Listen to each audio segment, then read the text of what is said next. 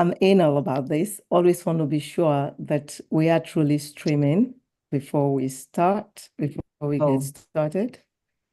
And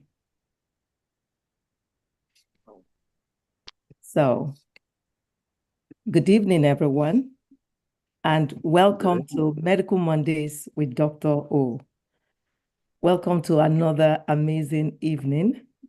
I am Dr. Toyin Okwesomi, a family practitioner. I treat HIV and substance use disorder in Baltimore, Maryland.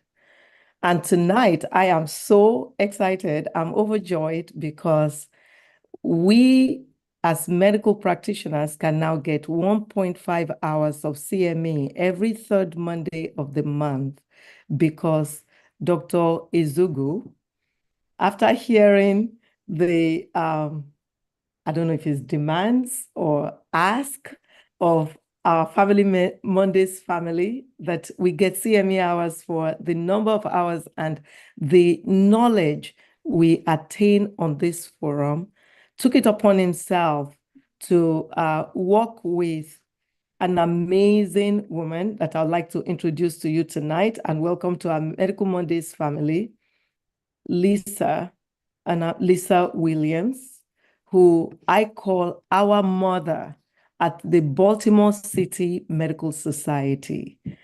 That is also an affiliate of MedChi in Maryland. I'm sure a lot of you have heard about MedChi, Baltimore City Medical Society. You can Google it because I don't want to go into it. But she, with Dr. Ezugu, facilitated us now having these CME hours. And participants who are non-medical would get certificate of participation. So you know that you are at Medical Mondays with Dr. O, and you did learn something. Isn't that amazing? So please, I'm asking everyone of the family to, unmute and say thank you before I introduce our speaker, please. Thank you so much. Thank you. Thank you. Thank you. Thank you. Thank Thank you. you. Thank you. Thank you. Thank you so much. Yes. We appreciate you. Thank you. Thanks, Lisa. Thank you. So if I may ask, you all know Dr. Ezugu, his family, but Lisa, kindly unmute and say something to us. Just anything to us. Please unmute. And by the way, this woman has worked all day, just trying now to, get herself together, eat and all of that, but she's here on Medical Mondays. So pardon that the screen is muted. Well, I'm very pleased to be here. I certainly enjoy working with Dr. Ezugu and Dr. O, and this is just a fascinating accomplishment and more to come. So I'm going to finish my salad, Dr. E. I'm not having potato chips. I'm having a salad. Very proud of you. Excellent. Fantastic. Okay. Thanks so much. Thank you. God bless Thank you so much. God bless you. So, welcome again to Medical Mondays with Dr. O. Tonight, we are continuing with the theme of this month, domestic violence. Is a topic that has, been just painful for all of us, but a subject that needs to be addressed. So we have tonight, without much ado, Dr. Tiffany Oloke, our main speaker for tonight. I'm going to let her introduce herself and we'll take it from there. Dr. Oloke. Yes. Thank you so much. Welcome. Thank you so much. Thank you so much. Thank you for making yourself vulnerable to share. I know. Encourage and to teach us. Thank you so much, everyone. It's such a pleasure. I hope you can hear me. Yes. Okay. It's with great pleasure that I join the Medical Mondays today. I think I've been on Medical Mondays just twice. The first time I joined was my niece that was on Medical Monday, Mimi Adedeji. And she said, Auntie, you have to be on this Medical Mondays. It's always fantastic. You have to listen. And I joined, I remember I wasn't traveling and I joined and it was so fantastic. And I've been glued to Medical Mondays. Dr. O, thank you so much for the work that you do. I think this is an awesome, awesome platform for everyone to learn something, one thing or the other from. And I know over the weekend, we were still somewhere doing something that we love to do, both of us, Dr. O, and it was a pleasure to see you over the weekend as well. So we'll go straight into what we have to talk about today. Personally, I am very passionate about domestic violence for so many reasons. I've been there. I have a lot of people that I know that have been there. I have a lot of people that I know that are still in domestic violence and still praying for them to see how they can escape that trap. So this is a very, very important, highly important discussion. And there is no way we can run away from this discussion as well. So Dr. Ho, how many minutes do I have so that, because it's really jam-packed and I just want to make sure that I don't skip the time. Fly with it, but if you can do like maybe 30 minutes. Okay, all right, that's fine. Okay, all right, that's great. Thank you so much. So once again, welcome to Medical Mondays with Dr. O. So the title of today's discussion, it's the Chronicles of Choices, Domestic Violence, Mental and Physical Well-Being. We all know, once you talk about any kind of violence, the first thing you're thinking about is what is going to be the mental status? What is going to be the physical status? What is going to be the well-being? What is going to be? And we keep asking questions and questions over and over again. And today we're just going to talk about a few things quickly. So just to let you know, a little bit of introduction and background into who I am by the grace of God. Where I am today is 100%. I'm going to repeat it, 100% the grace of God, that I'm still here to be able to at least talk to other people and walk in the space. So this is a few things about me. I didn't want to read a bio, just to give you a synopsis briefly into who I am. And the reason why I'm going to tell you about who I am in the beginning is so that you understand that domestic violence does not have any restriction. Whether you're knowledgeable, whether you're smart, whether you're beautiful, whether you're high level, whether you're low level, it doesn't have any limitation and it can happen to anyone. First and foremost, God has blessed me with two wonderful children. I call them DOT and SOT because I call them son of Tiffany and daughter of Tiffany.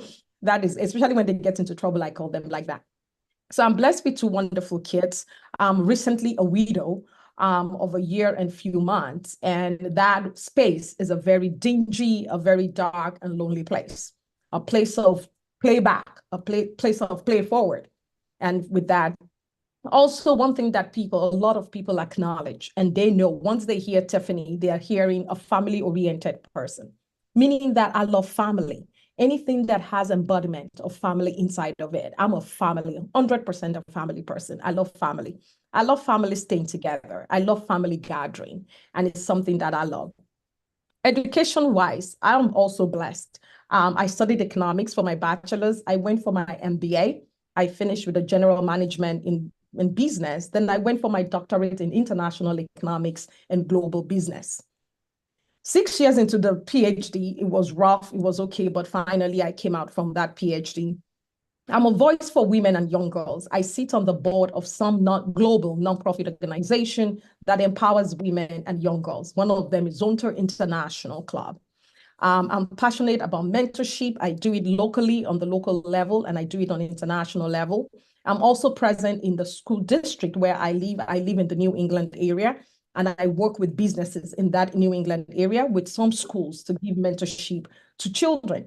I remember when I started this program, the first thing they asked me, do you have age restriction to the kids do you want to mentor? I said, no, just send me to any child that needs me, because I know there is a way God is going to align me to that child that really needs me. So I do that as well. I'm an educator. I lecture. I'm a professor at 3 different universities. Don't ask me how I do that. The Lord is my strength. I don't even understand how I do that. I lecture advanced branding, operations management, organizational behavior at 3 different universities. Within one of them is St. John's University, St. Joseph's University, and the King's College.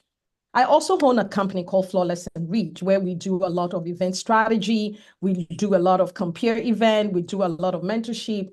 And one that I just started lately is Isaiah 117. Isaiah 117 is a program that God placed on my heart as a nonprofit organization to support widows and their children.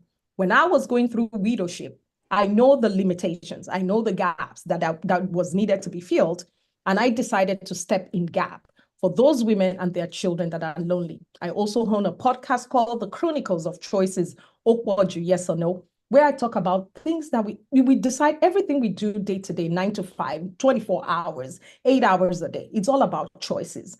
I want to step out of the house is a choice. I need to eat is a choice. So I went on with this podcast.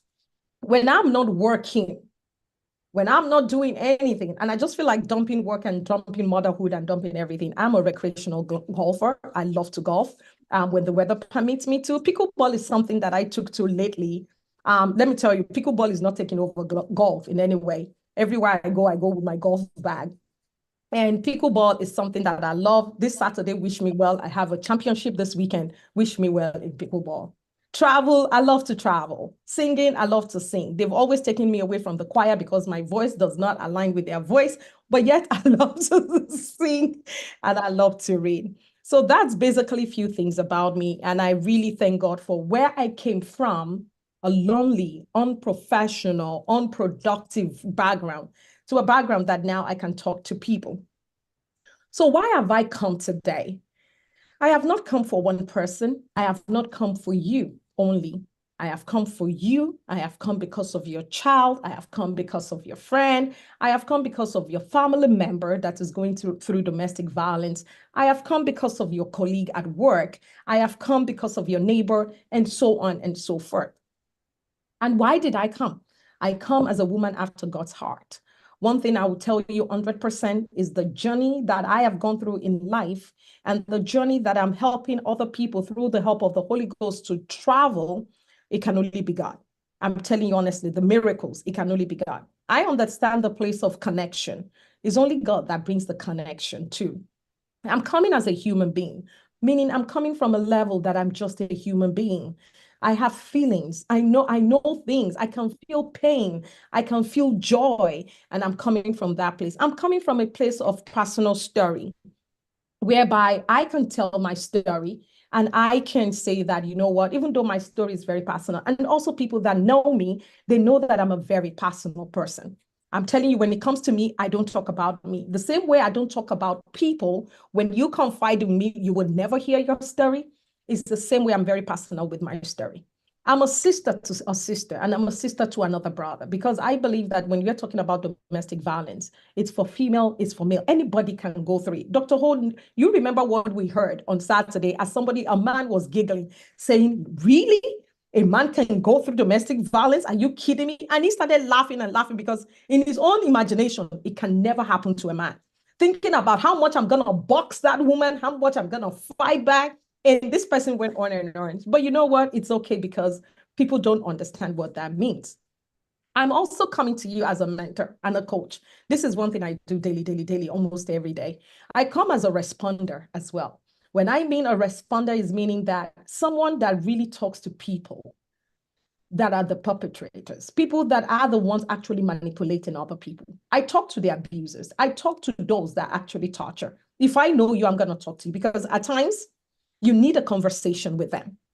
You need to be able to talk to them. So I come to you as someone that has at least spoken to a minimum of three mean people that I've ever seen. I've spoken to them firsthand over the phone, over video, being present there to say, excuse me, what are you doing?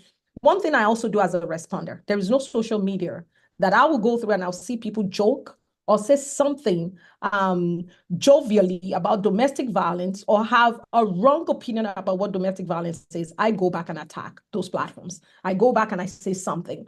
So today I'm going to talk about true life stories. I'm going to use examples and just a disclaimer. I am not a medical doctor. I'm not a psychotherapist. I do not know anything about mental health as on a professional level, but I know that on an advice and training and from my personal experience, I really encourage a lot of people. So just that disclaimer. Now, if you can pull up your phone, today we are going to be so engaging because remember, we are having CEs, we're having credit for what we're doing. So we want to let Lisa and Dr. E know that we are really learning something. So we're gonna do a lot of a lot of educational stuff. And I just want you to, I'm gonna just go. And please let me know through the chat box if you have already scanned the code and if it's working.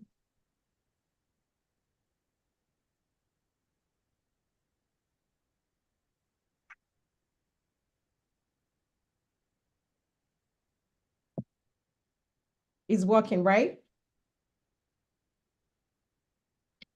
Yes, it is. Okay, thank you, Dr. Ho. And can you now see the switch to my screen that I have? Yes, that's what that's exactly what's on this Scantron. Yeah. Great. So you can see my Slido screen. Yes. Okay, ready, go. Let's start. What is the toll-free number for the domestic violence hotline? You can go ahead and answer.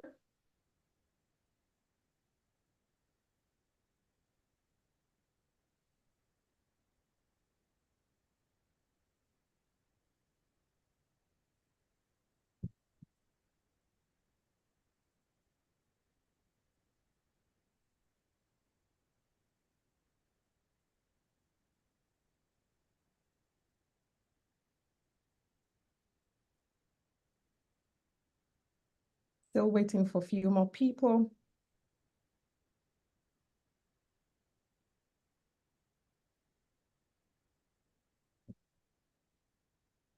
That's good. I love the change of mind. It's great.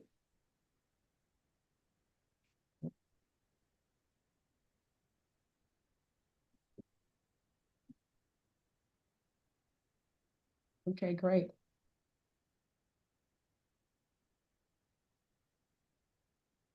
Okay, right.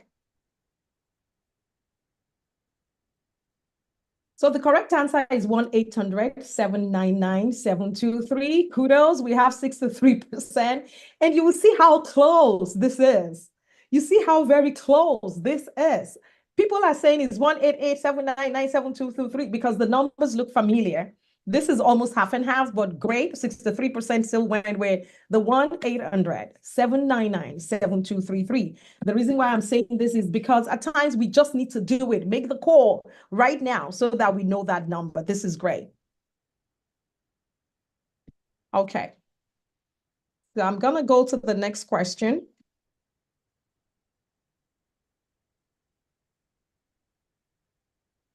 Yes, you can go ahead.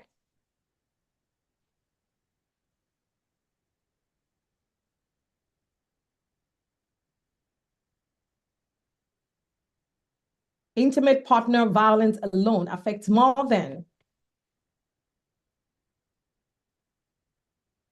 We still have more people joining. Ding, ding, ding, ding, ding, ding, ding, ding. We have more people responding.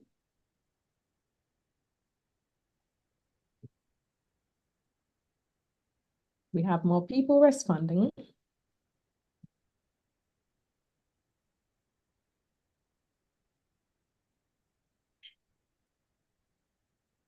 Correct. 86%. I love that. 12 million people every year. How many are we? 12 million people every year would go through intimate partner violence alone in 1 year, not in 2 years, not in 3 years, in 1 year. So the answer is, yeah, 100%. We're going for 12 million people every year. And the last question we have, what is the 3R? What is the 3R? It took me a long time to know this too. What is the 3R?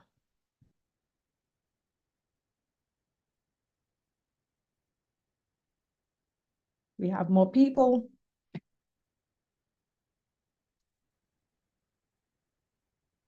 More people joining.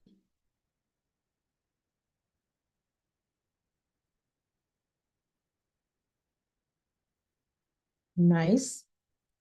More people. I have a few more people. few more people. You see them scanning. Great. Let's see the answer. Yeah, 75% is right. Recognize, respond, and report. Meaning that when you notice anybody is going through domestic violence, what do you have to do? If you are the one going through domestic violence, just basic 3 things that you have to know and understand is you have to be able to recognize it. You have to be able to respond, and you have to share. Thank you all for joining. And we'll go back to our screen. Okay.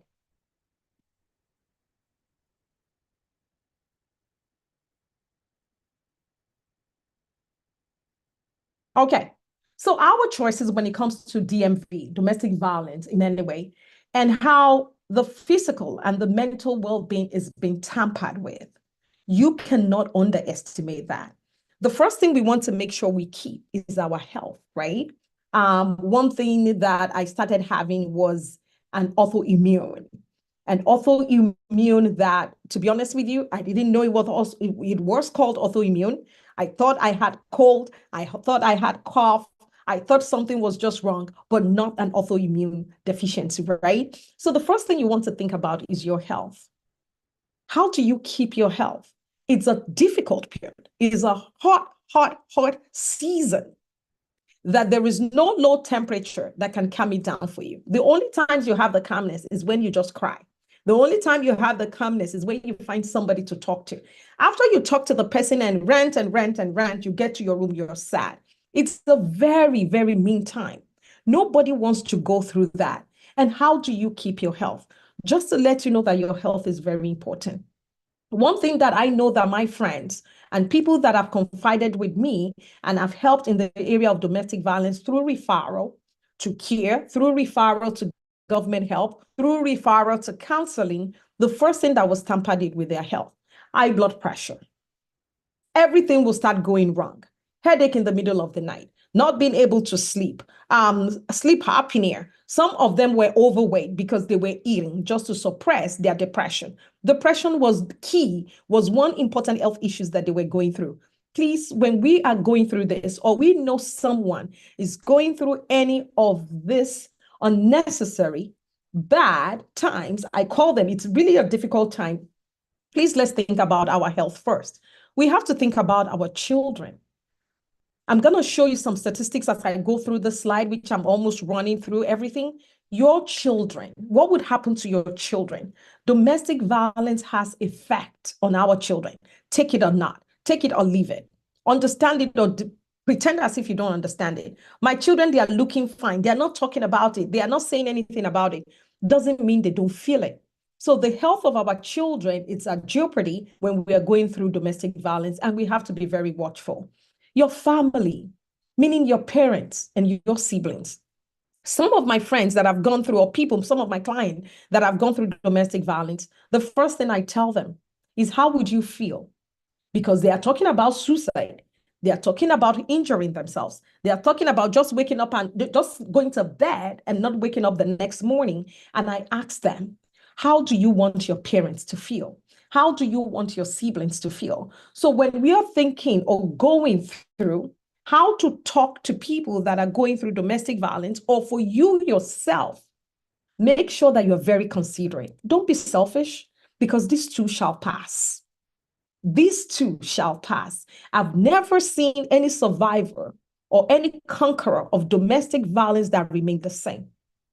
Every one of them that I know, they have moved past that level. And now they're looking back to say, wow, how did I go through that? So please keep your sanity. Make sure that your children are in check.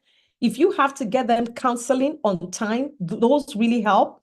Make sure you speak to them. Don't think they don't hear, they don't understand. Make sure you do that. And be considerate of your family, your siblings, and those that love you. Your freedom. The reason why I put your freedom is a lot of people. I heard a story on Saturday about a woman that was going through domestic violence. And all of a sudden, just decided one day, I am done. Stabbed her husband. And that was the end of the story. And whether she went to jail, whether she served some time behind bars, nobody wants to do that. You don't want to have gone through domestic violence and end up in jail. It's a very hard story to say that, oh, it was because of defense. I acted under the influence of defense. You don't want to tell that story. And that is why your freedom is very important. Your career, your business, your profession. Think about all those things. Think about distracting yourself from the presence of where you are, which is hard. I did that. It was tough, but keep moving. The PhD, the MBA, the education, the certification. Let me be honest with you. They came to me in the midst of my trial. I took that time to find some way to distract myself and make sure that nothing is falling. I spoke to a young lady today, 39, and she said, this is so hard. This is hard. I can't study. I don't want to get a job. I just feel like sleeping. And I said, you know what? You can't go through domestic violence and somebody doesn't care. And somebody is telling you, move on with your life. Separate your life from my life. Fix your life. I fix my life. Don't attach your life and your children's life to my life. And you're saying you're not going to talk about educating yourself the more, improving yourself the more, get a job, get a career. I don't know how to help you. And then a few minutes later, she called me back and said, now I know what to do. I really want to do something. And I said, yeah, great. So you're going to set yourself free. Setting ourselves free with our career, our business, whatever we want to do is very important. Your calling and your impact to your society is usually hindered when we are going through domestic violence. You will miss I missed mine. You will miss your calling. You will miss the impact that you're supposed to make in your society. You will miss so many things. You know, my niece wrote a book and she said she missed a lot during that span of time. She missed social gatherings. She missed what she should have done. She missed the impact and the mentorship and the volunteering she would have done because we're sad. Please don't do that and don't miss that. So I'm not going to run through everything fully 100% because I'm going to share the slide with Dr. Ho and she can share with everyone. There are some unpopular terminologies that we have.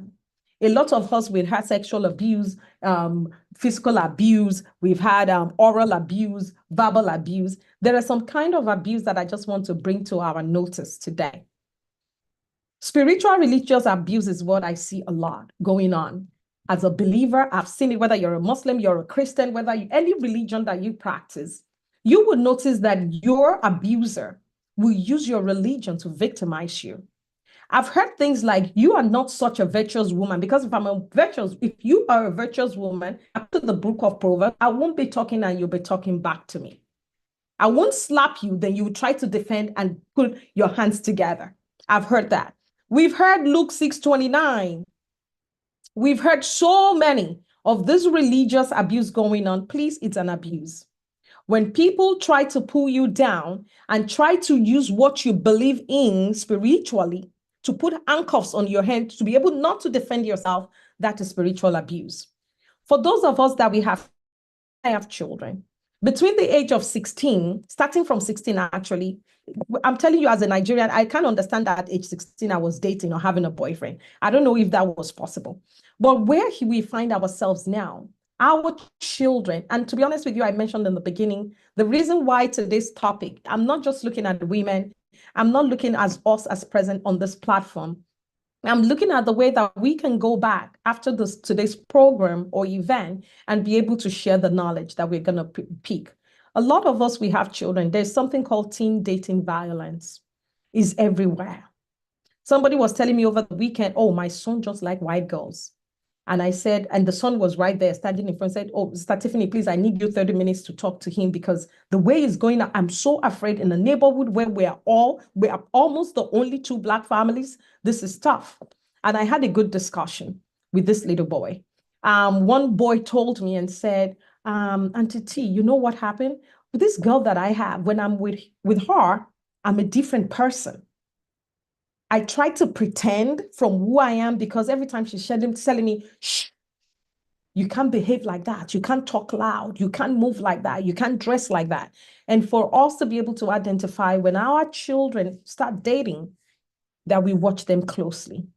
Once they get used to it, it's so hard to pull them back from that. One is the sexual abuse, sexual coercion.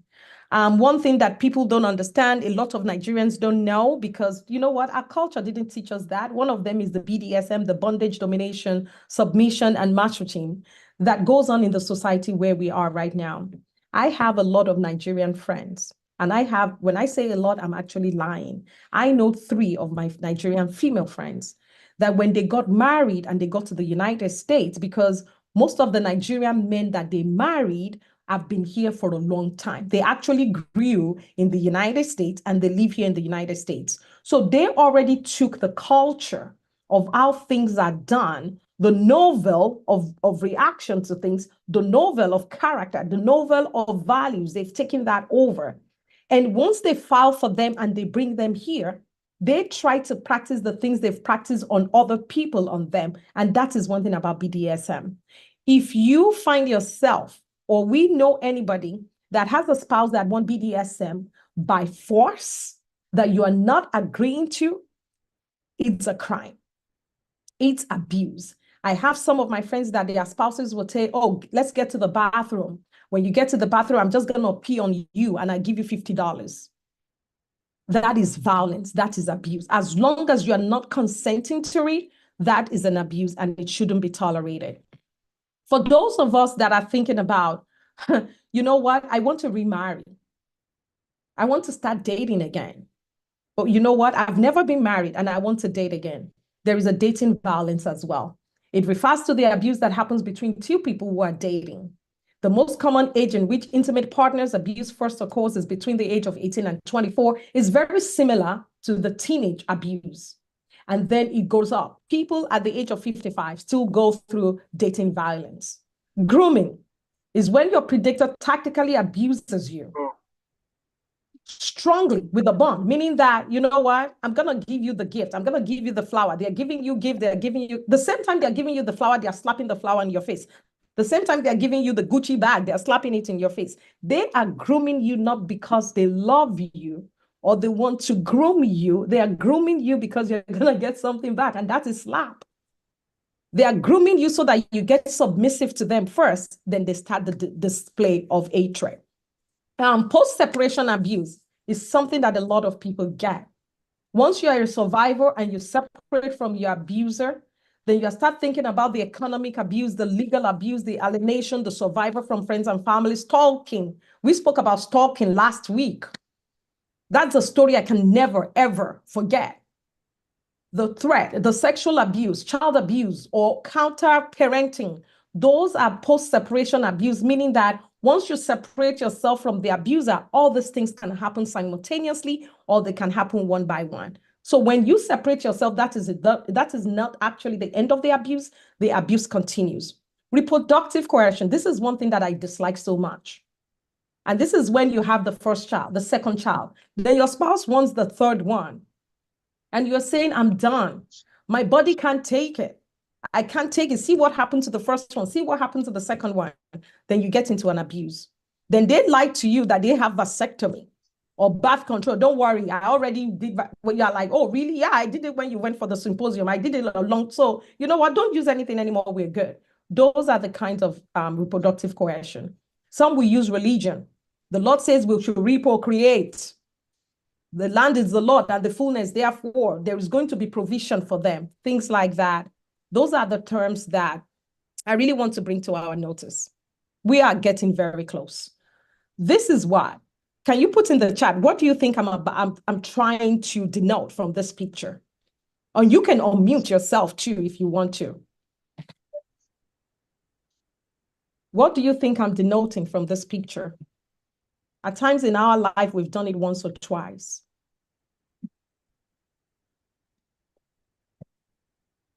Dr. Ho, I can't see the chat room, so you can help me if there's any chart inside of it.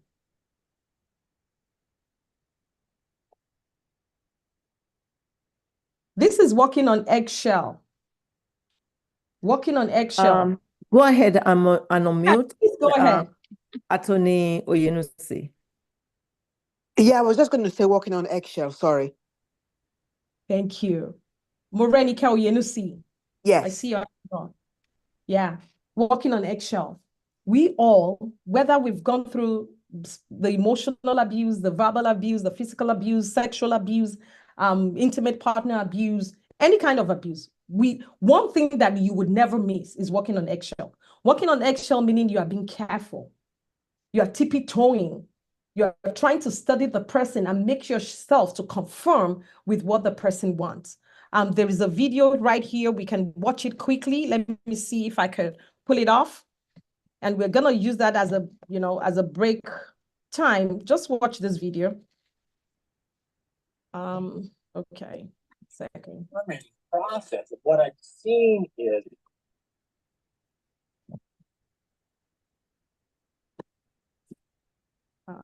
okay, I think I have it right here.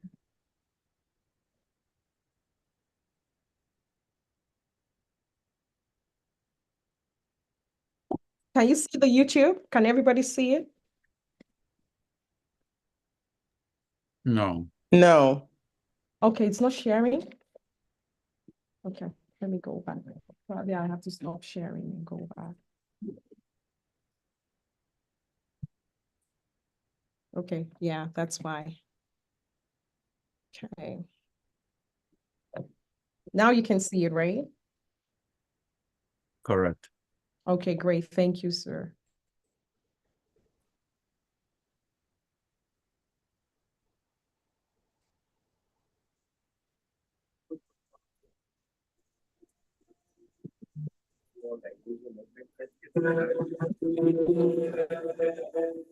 and I can find the magnesium ones. You on the line?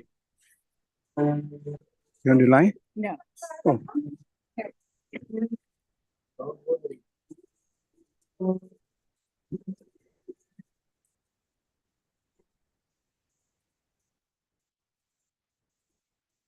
There's a fetus right now.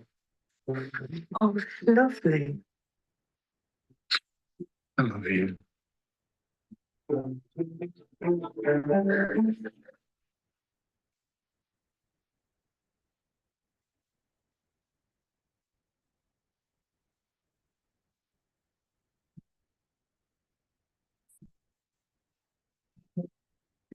have you been doing all day? Tidied up. I've not stopped. I've just sat. Look at the lamp. Dust all over that. Get it sorted.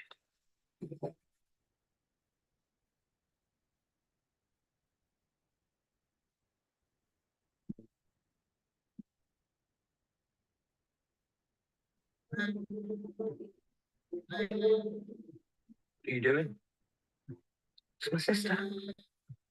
You really gonna answer that when we're having lunch? I've not seen her in ages. Go on then, let's spy it. Go on. Answer it. Go on. Go on.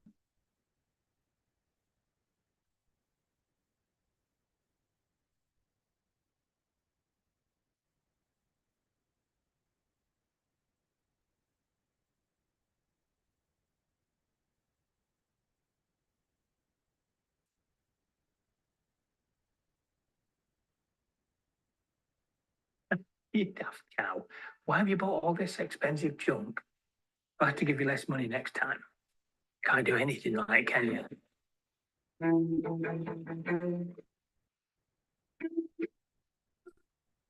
Yeah, Tom. Your mother's dressed like a clown. You shouldn't say it.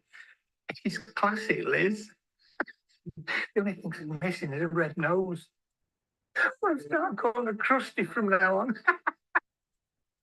Hello.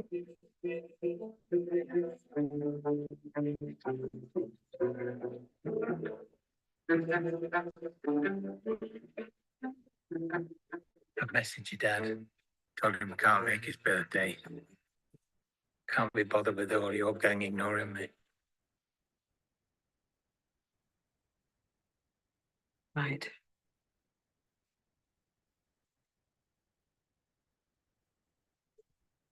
It's just us. Get these cobwebs cleaned up. Wake up, you lazy pig. You look ridiculous. Shut up. Think about it before you say anything. Why do you make me do these things? You're not going anywhere. You're staying here. You're staying here. You're staying here.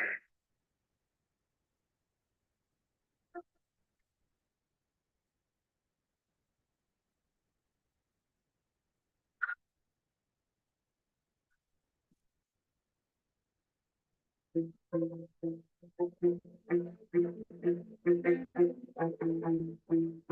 was me, stuck in a cycle of abuse day after day, walking on eggshells in my own home. I reached out, I got the support I needed to leave him, and you can too.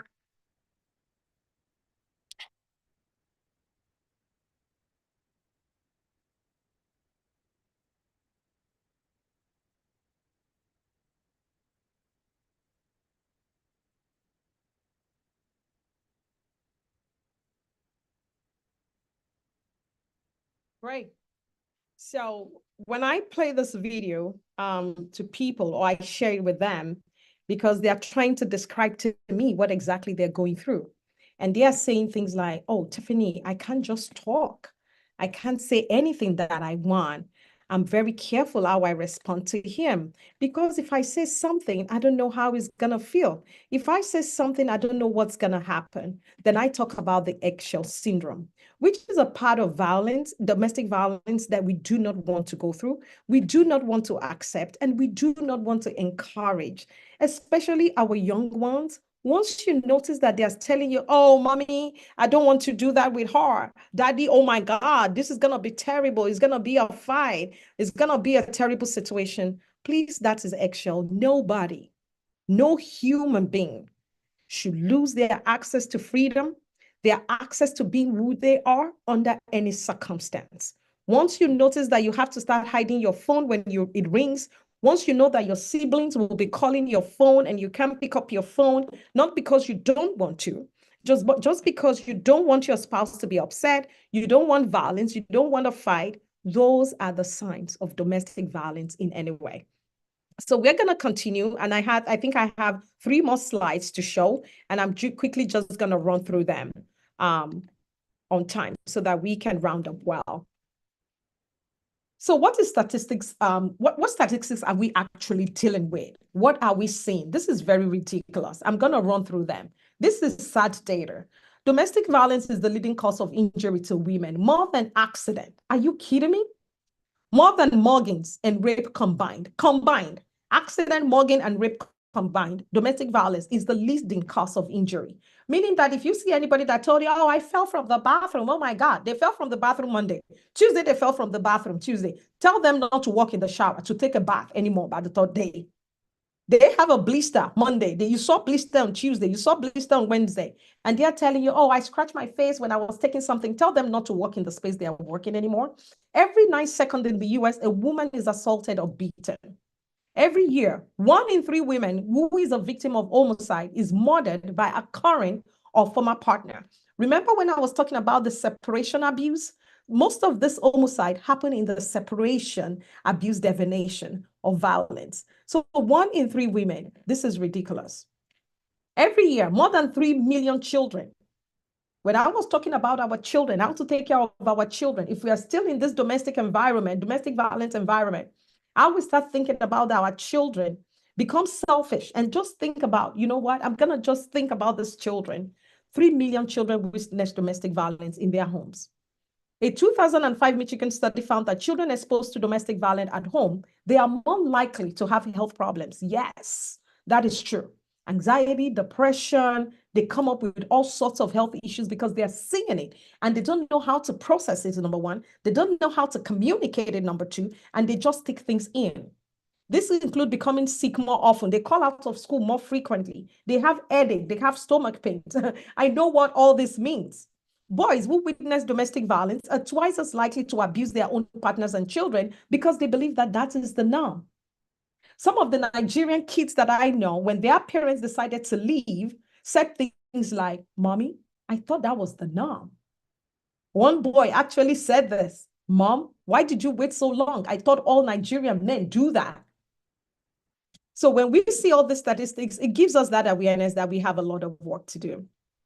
Domestic violence that is impact our community, because guess what? Domestic violence is not only impacting you, impacting your family, nuclear and extended, impacting your children, it also impacts the community. The taxes we pay goes to all these things. According to the U.S. Department of Housing and Urban, domestic violence is the 3rd leading cause of homelessness among families. Survivors of domestic violence face high rates of depression, sleep disorder, Now they don't have insurance. Now they have to be taken care of. Domestic violence contributes to poor health for many survivors. For example, chronic conditions like heart disease. I'm telling you, I know what that is all about. Domestic violence costs more than 37 million a year in law enforcement involvement. Now, let me tell you, this one sounds funny, but it's not funny. In some neighborhood where there is constant report of domestic violence, once you call 911, they're telling you, oh, it's the same house, right? The same house we came 2 days ago. Okay, we're coming right away. So deployment of police and law enforcement in those neighborhoods are more. And once we start seeing the statistics, this should tell us where we're going about domestic violence, what we have to do. The work is still a lot. I'm telling you, every day I have a prayer book, a prayer list. When I'm praying for people that are sick, people that I'm praying and waiting on the Lord for healing for them, the next group of people are those that are going through domestic violence in any way. People that are having marital issues, people that are saying, Tiffany, just help me. Hope I don't die in this situation. And that is crazy. And one day I really told God, I said, this list has to reduce. Not because they're going to die, not because they're going to go to jail, but because you're going to set them free. So there are a few things we most of the time talk about. We talk about love should not hurt. I tell people a lot. When these young adults that get married within 2 years, they're always saying, yes, I know he loves me. He loves me, but the only reason why I'm staying there is because he loves me. Auntie Tiffany, can't you see? He really, really loves me. And I tell them, no, I don't think he loves you. I don't think he loves you. I don't know why it's going back. Okay. Sorry about that. I'm like, I don't think he loves you because love doesn't hurt. Love doesn't hurt in any way. Love shouldn't hurt us. When somebody tells you they love you, they shouldn't hurt your feelings. They shouldn't be selfish. They shouldn't be self-centered. They should think about you. They should see you that what will God do? They should see you in a way that they respect you, they adore you, they adorn you, they respect you, they love you. Love is very easily expressible. So when people tell you that they love you and they hurt you, that is not love. Realize that you or another person is a victim. Once you understand that, this eggshell that I watched it like 2 years ago. And it gave me a definition because I watched it when I needed it. Just realizing that is the first thing, it's an eye opener. The guilt, stop going through the guilt. Oh my God, I will be the only person that is not married. I will be the only person. And people tell you too, you're not the first person, a husband or his wife who slaps. You have to get over it and skip over it. No, I won't report it because there is nothing physical. A lot of people do that. A lot of us do that. I did that. He or she is very protective because he or she loves me. And that is why I don't have access to documents. That was the first thing one of my friends told me. Tiffany, he locked all the documents, including my social, my passport, that of the kids in the safe. And I asked him for a key, a copy. And he said, you don't need it for anything. If we need it, we all need it. And that was the beginning, the red flag. The unfamiliar things that you are not used to, once you start seeing them, those are the things you want to start talking to somebody about. Trust someone to talk to someone. How many times do you leave before you leave? And you know what? This goes back to the saying that don't brag about leaving. I tell people, once you start bragging about leaving, I'm going to leave you anyway. Yeah, you can go ahead and say anything. I'm going to leave you anyway. That is so aggressive. You leave your plans to yourself. What you're about to do, keep it to yourself. Threatening to leave, no, don't do that. The consequences are you will go through that, and I hope you will be alive to now follow through with your plan. How your children react to unsettling environment, I can't talk too much about how our children react to that. I know what that is. Why can't you be you? Meaning that I can't be me. Anytime he's inside of the house, I'm different. I'm quiet. I'm getting over beautifully. I'm making up before he comes to work, even though I'm tired. Please speak about that. Help wipe DMV. Ideology of see something, say something is very important. There are too many resources that we can take advantage of to say something. Help yourself and help others. If you can help yourself and you came out, help somebody else. This is the journey that I'm working on. Help somebody else.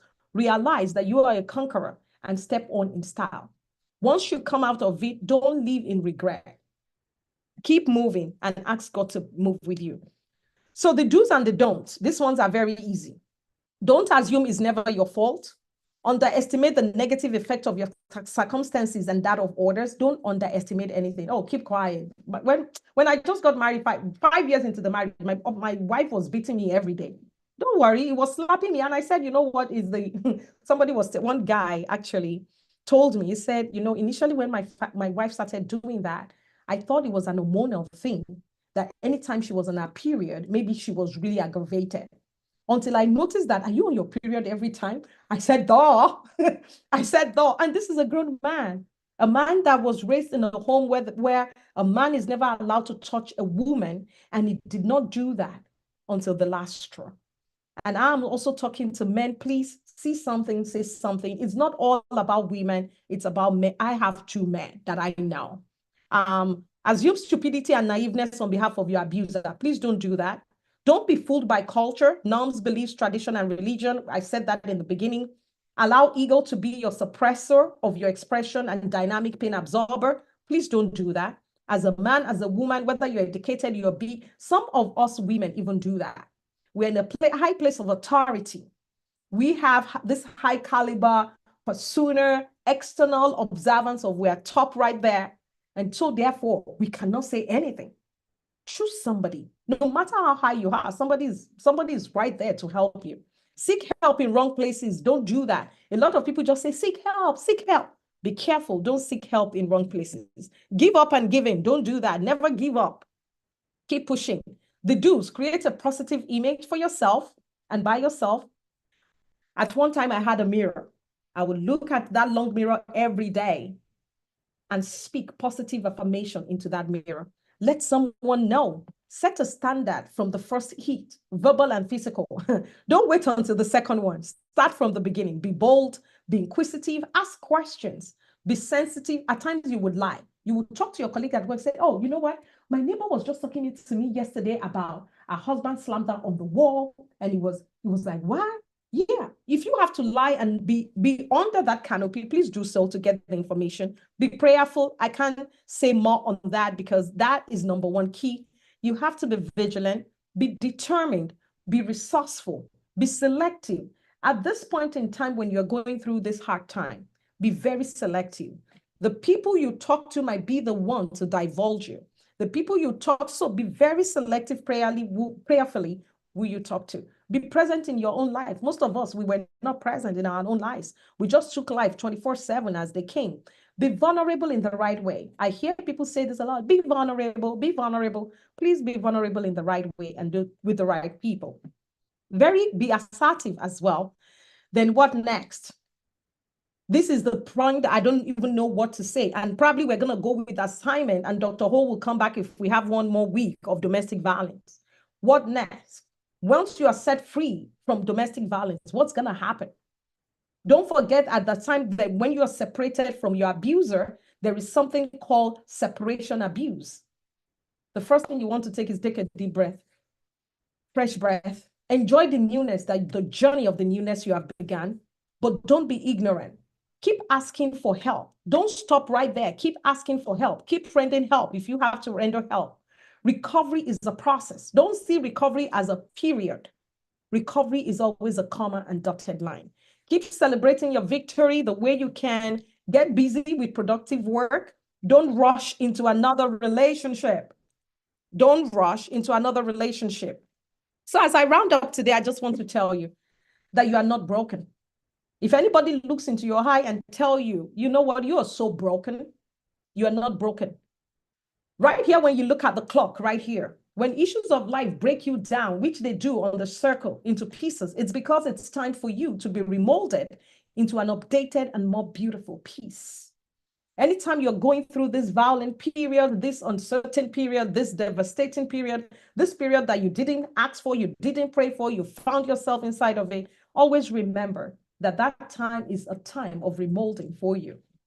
In the remolding of your broken piece comes rejuvenation, it comes repurposing and re-energizing. Let me tell you, most of the people that I know, I don't know if Yinka Dada is here today. I invited her because she's a behavioral and mental consultant right there in Chicago. I actually invited her to join. This woman, oh my God. When you say that you remold yourself from broken pieces, We would talk 24/7 on problems and issues. She came back like a new color, like a new dawn of a day. Please do that if you will have the ability to do that. Trust that the scars are due to your brokenness represent immunity and healing. Before we could have a scar, there was a wound. Once you're healing, then it becomes a scar. See those times as scars so that you can move forward. When you spring forth, you build support for others. Meaning that when you spring forth from your problems, like Mimi said the first day I joined, she came out of it and she can share. She's doing a real work in the society. Please look forward to that time and you will definitely survive. The power of your victory is the difference between submerging and emerging. When you're going through your trial point, please don't submerge yourself. Always think about imagine at the other hand, and the Lord will make it able for you.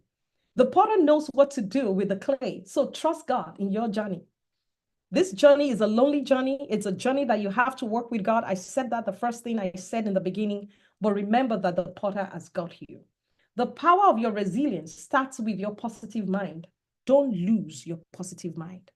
Never lose your positive mind. Keep the positive mind open. And I pray that the Lord of heaven will help us all. In Jesus' name, I really thank you, Dr. O, and everyone for this time. I know it's something that I had to rush. I prepared so much, but I didn't know how much I could go through within the split of time. And thank you all for listening. And we'll open to Q&A, and I hand over to you, Dr. O. Thank you.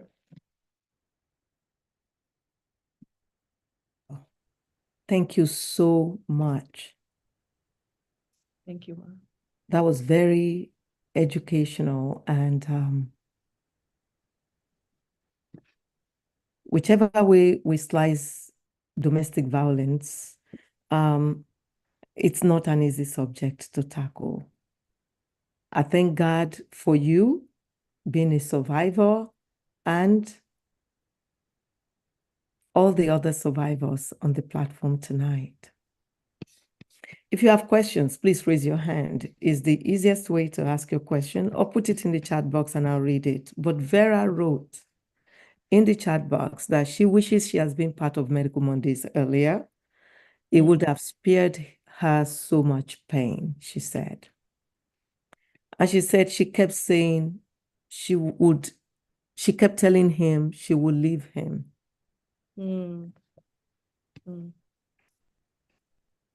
Thank God that you're alive to still write this. There are many who go through domestic violence and don't live to talk about it.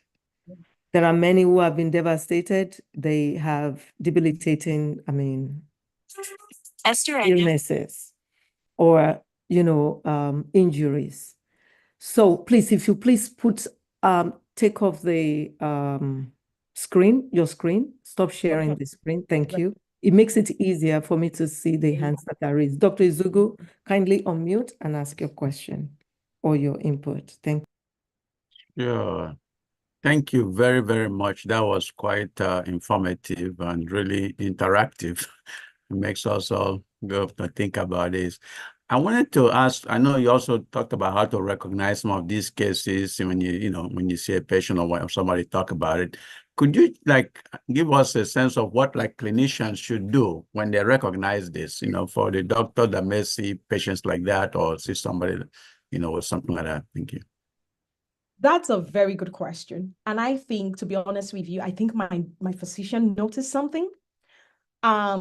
She was very smart. When she noticed something, annually when you change, I think you doctors, you ask for, there's something called demographic information that you ask, what's your gender? Is anything changed? So every time I go, they're asking me, as your situation changed. And one of the questions will be, are you threatened? Do you feel safe at home? And things like that. And she would intentionally ask me every time. One day I went to the receptionist as I was going out. I said, why do I have to feel this every time? She said, oh, no, we don't do it for all our patients, but the doctor is selective with the people that they do it with. And I said, okay. So the next time I went in, I now looked at my doctor and she said, Tiffany, do you want to tell me anything so that I can help you? And I said, yes, but no, I'm healthy. And she said, you see, that's what I'm talking about. And then she told me, Tiffany, search me. I don't have any device.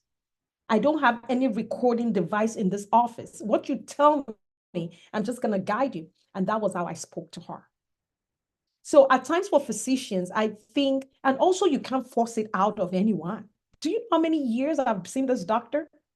You can't force it out of anyone, but I think continuous asking with wisdom, and because you can't force them. Some of them will tell you, mind your business, like literally in your face. I know one of my friends that actually told our OBGYN and said, mind your business, because the OBGYN noticed that she was always having bruises. So I think the continuous ask and just, you can talk to me. Is there any other thing? Getting closer to them can really help them. But you can't force any one of us to see anything. But I think my doctor was very smart. Dr. Zugu, that's an excellent question. And thank you so much for your answer, for sharing your personal experience. But I will share mine from a physician aspect. My first encounter with a domestic violence patient was in my final year of medical school. And they used us as the prototype for the exam, the practical exam, because I want everybody to understand this on the platform, for the practical exam that doctors who want to go into residencies will do. So I got 90%. We had 10 patients, and I got 90%. I got 0 on one patient. And that patient came with symptoms that just don't make sense, that don't tally. I asked different questions to see if I can get the diagnosis. She was just, easy. She never gave me eye contact. Her head was down. She never did. And it was a domestic violence patient, and I missed it. So I promised myself that I have to pay attention. I need to pay attention to body language and all of that. Remember now, I'm from Nigeria, where we were taught that when you talk to adults, you don't give eye contact. Mm. So, but I've learned since I was in the US that you need to maintain eye contact, because that's how people know who you are. So we had to relearn that.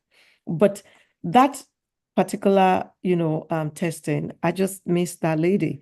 Then I had another lady in my practice that was going through, and again, I missed, focusing on science. Mm. Dr. Zigo, we have to take off the scientific hat when it comes to DV and just feel each person. And Dr. Zigo is a cardiologist. It'll be tough. Primary care physicians that we, like me, who is a gatekeeper, we need to pay even better attention to our patients and study the body language. I did diagnose the domestic violence later, but I was disappointed in myself because I missed it for so long before I finally got it. Because nothing was making sense. And when we developed a relationship, which was over a period of time, and I, just pinpointedly just asked one day, she opened up. So it's a tough thing to do. It takes the grace of God, but we have to be attentive to our patients. Ms. Onyidamola Olawepo, kindly unmute and ask your question. Thank you. Good evening, ma'am. I actually Good do not have a question. I just have a couple of comments. Please go ahead. First, I want to say thank you to the presenter. I stumbled on this link from someone, and she figured I would, it would be good for me to be a part of it, mostly because I work with the Illinois Coalition Against Domestic Violence. And listening to everything she had to say tonight, I would say she was on point and all correct. I applaud every survivor out there that comes back to share their own stories, because it's tough, it's hard, and it's amazing to use your own story to, be able to teach others and help others get out of it. For the most part, the question that Dr. Izugo asked, lately, it's been a thing where the question is being asked every time you go to see a medical practitioner. But the problem is when the nurse is asking, Most of them don't even pay attention to you when they ask. They have their backs turned to you, but they're asking you, do you feel safe at home? I'm not going to tell you that I feel safe or don't feel safe in my house when you have your back turned to me, when it doesn't seem like you're genuinely invested in hearing the answer to the question, when all you just want to do is just tick off that no and then move on to the next patient. So, being a medical platform, I'm going to say that the genuine interest, I normally advocate for at least giving someone a good platform to feel that they are comfortable enough to be able to share things they want to share. If there's no comfort, if they don't feel good enough to share anything, they're not going to say anything. And for survivors, for the most part, when the perpetrators begin to notice that they are making moves to leave, or they are saying things about leaving, or they are talking to people about wanting to leave, that is when the homicide mostly happens. That is when they tend to escalate a lot more. Yeah. Most of the time, working in this line of work, we tell people when we're receiving calls from survivors, half the time we act like we are a pizza shop. Are you trying to order for pizza right now? Okay, do you want cheese? Do you not want cheese? Just trying to get them to be able to say what they need to say without the person in the other room knowing that they are calling for help or they are trying to get help. Because 1 in 3 women, like she said, 1 in 3 women, every 9 minutes, someone is going through something along the lines of domestic violence. I, for lack of a better word to say it, when it comes to domestic violence, perpetrators get more creative and dynamic in the ways that they perpetrate their evils. And some of them are not even evil, they just don't know any better. And I am grateful for this platform, especially for as Nigerians, because this is a conversation that we don't have back home. This is a knowledge that we need to take back to where we've come from and just let people understand that it's okay to leave when your life is threatened. Yeah. So that's what I had to say. Thank you. Thank you so much. Thank you for coming and participating. Thank you. Yes, it's knowledge we need to take back home and knowledge we need to utilize here too. This is real. Thank you. Dr. Ajagbe, kindly unmute. Wow. Dr. Oloke, thank you so much for the robust presentation. It's very interactive as well as educational. I wanted to raise an issue. It's difficult when you don't have any physical injury. For somebody like me who is a dentist, when there are physical injuries that results in the loss of a front tooth or broken jaw or swollen eye or black eye, and I see a patient that is wearing a heavy makeup, particularly dark shadow around the eye, the question I want to ask them is, are you okay? Is there anything, is anything wrong? Of course, there will be some signs, particularly if there's any bleeding and there's any physical bruises and, cuts.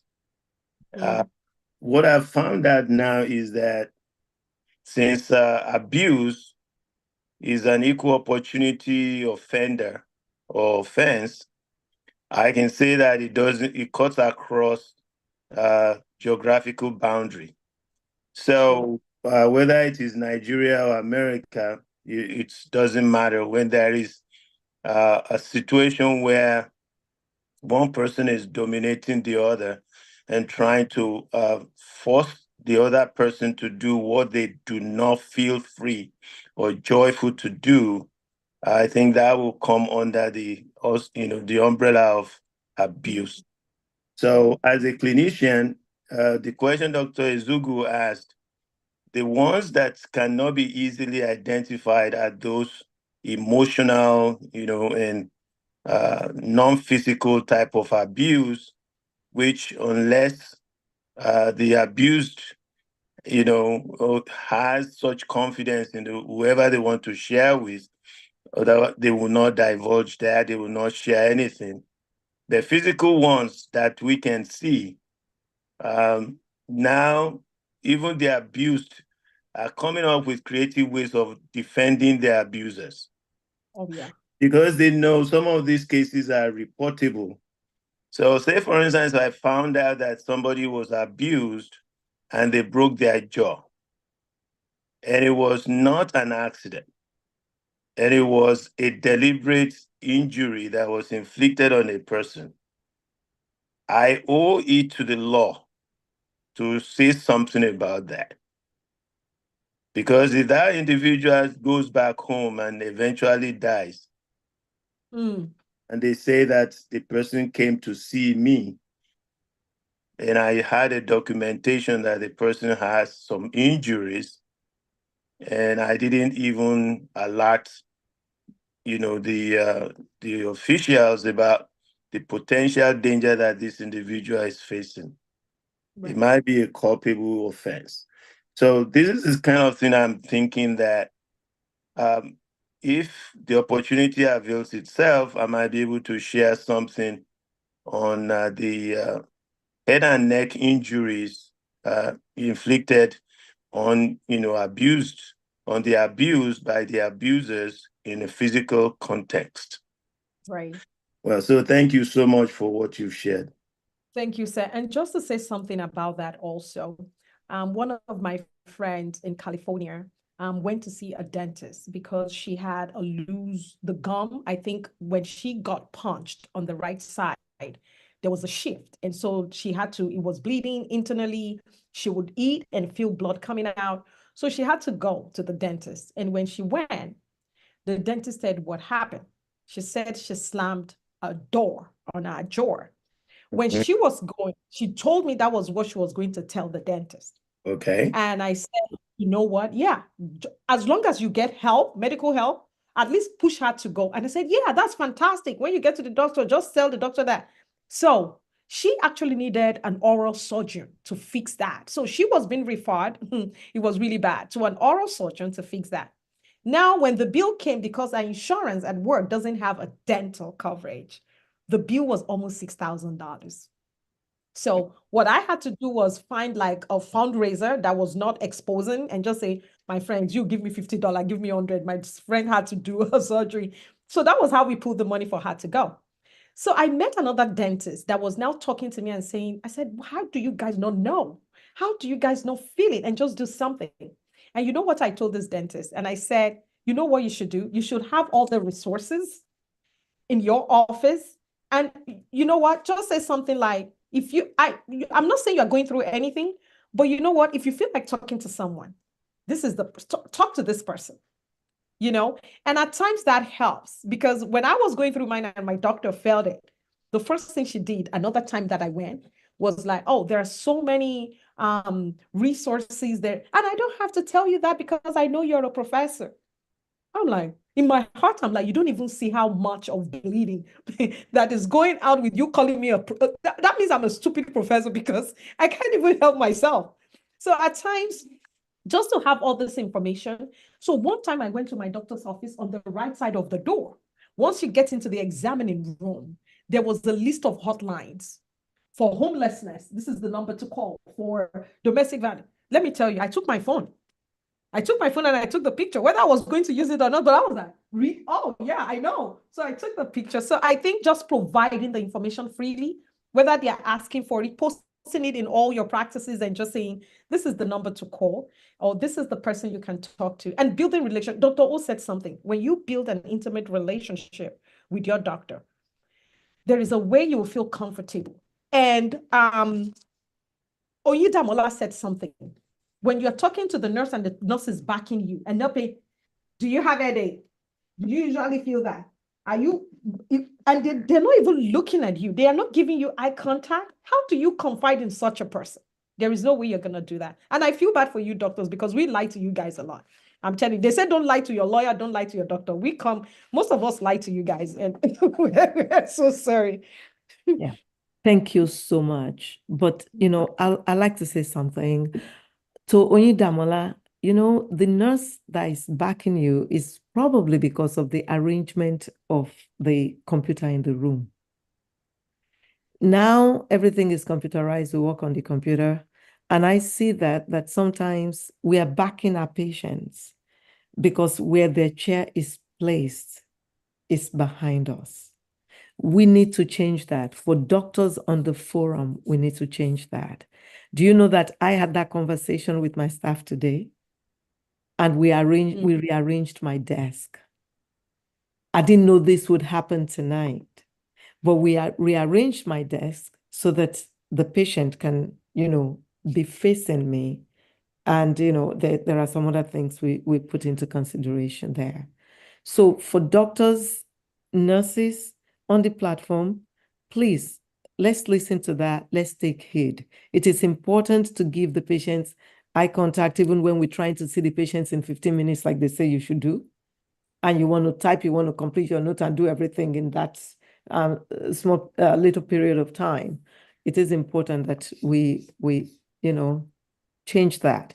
Abby wrote in the chat box also that it is surprising that a lot of men are living with domestic violence. Is there any support for men? Yes, there is. The men have the same resources as women. The problem is because of the stigma, sometimes they are ashamed to come out. They are scared sometimes. They don't know if they'll be judged. And there are lots of other things, but the resources are there for them too. Dr. Omotosho, kindly unmute. So nice to see you. Okay. Wow, thank you. Dr. Oloke, thank you so much for that wonderful presentation.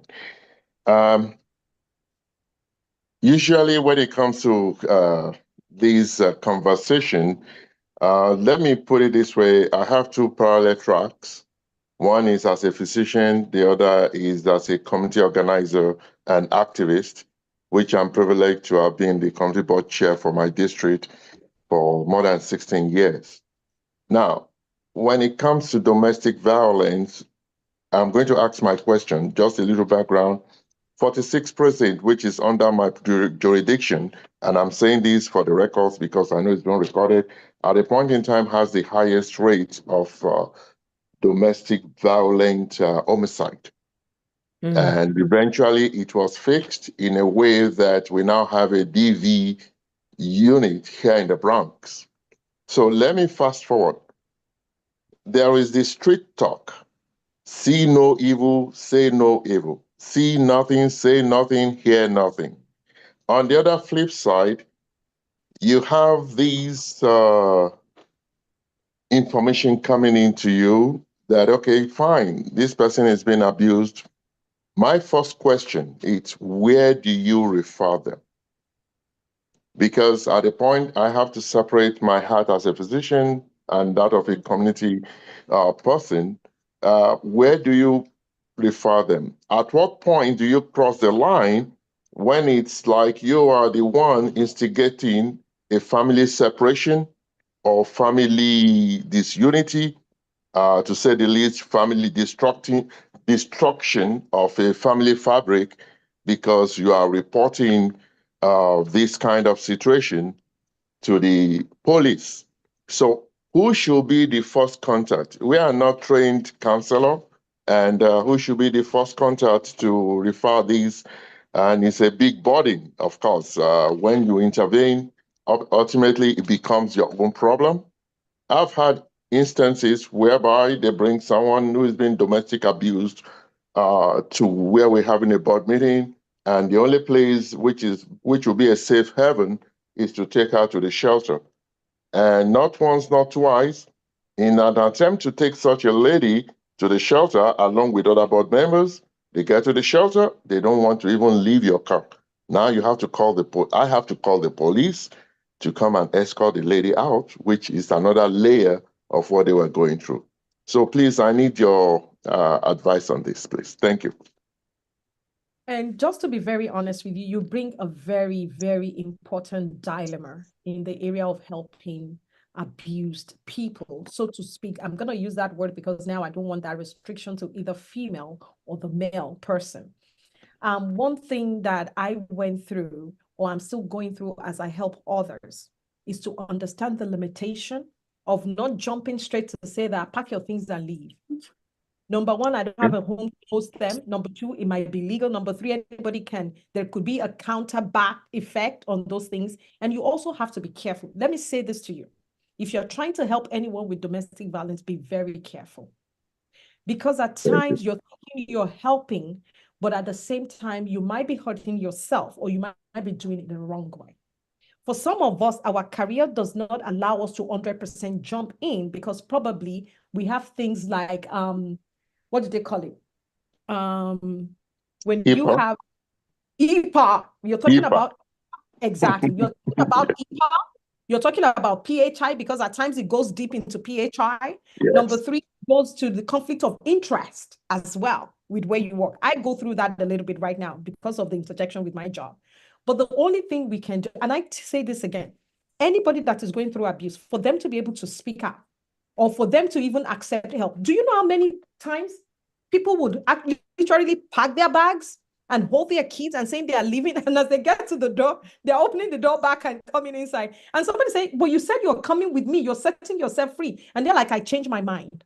Because they are thinking of so many things. So what I tell people is just give them the hotline.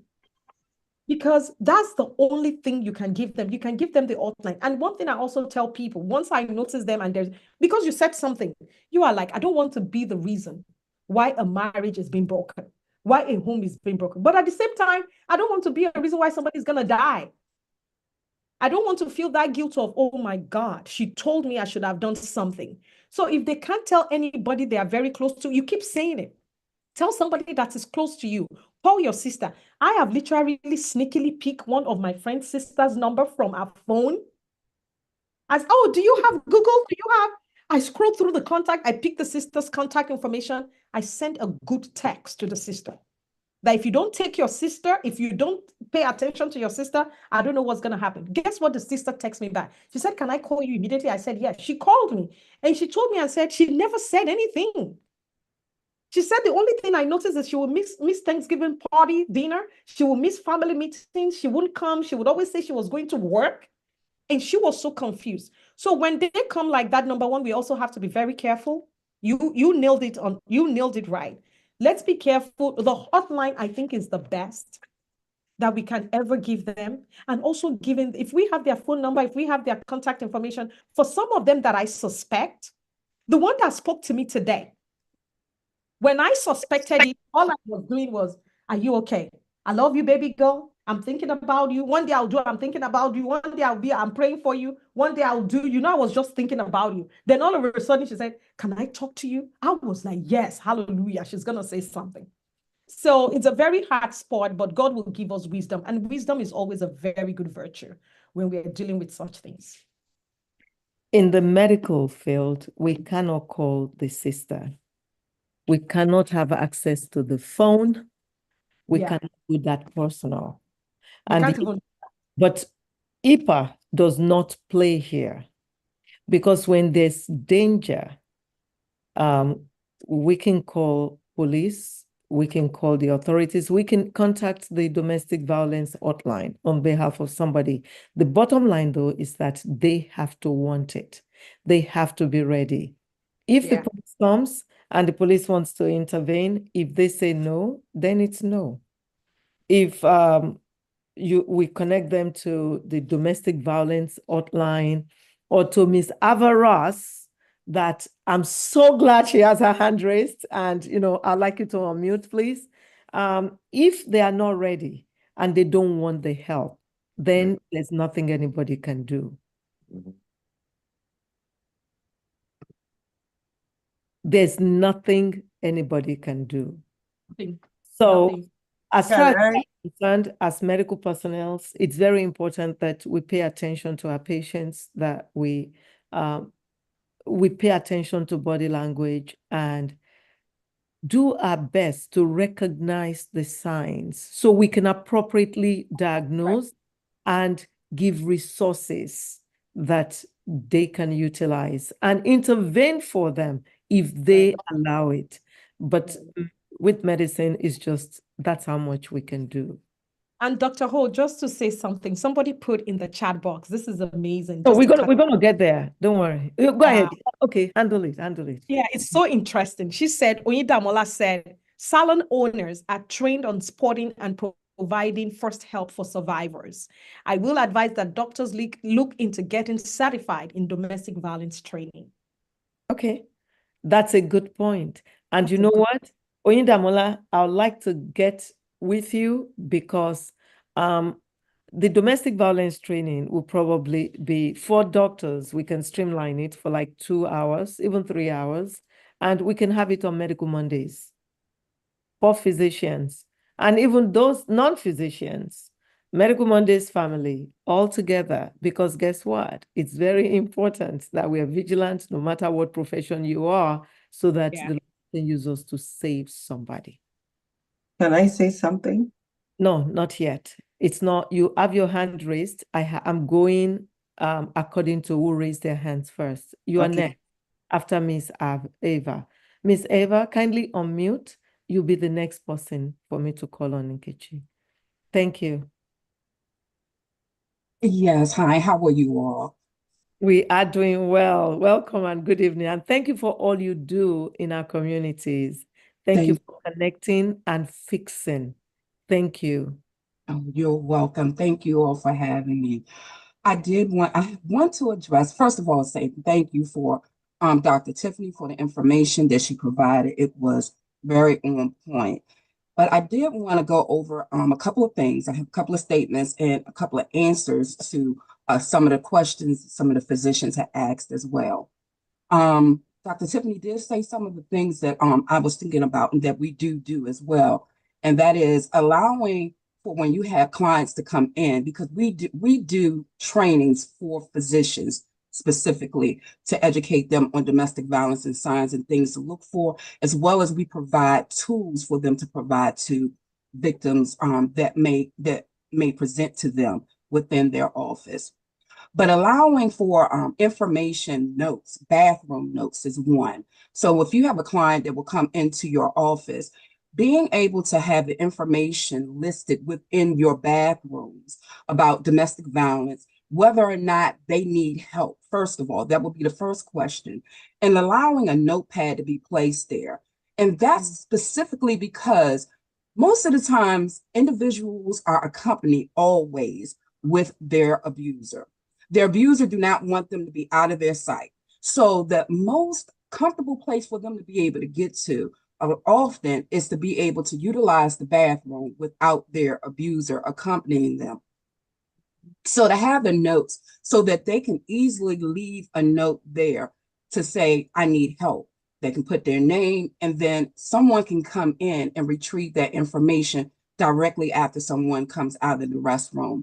Also having that information in the room, in the examining room, but not providing for them to take pictures. Too often, abusers take and monitor the victim's phones. So once they get that information and it's seen within their phone, that becomes a whole nother issue, a safety issue for that victim. But also going into understanding, who do you need to be able to connect with? When physicians are seeing individuals, they're left with, who do I need to contact? How am I going to be able to get the clients the help that they need, their patients the help that they need?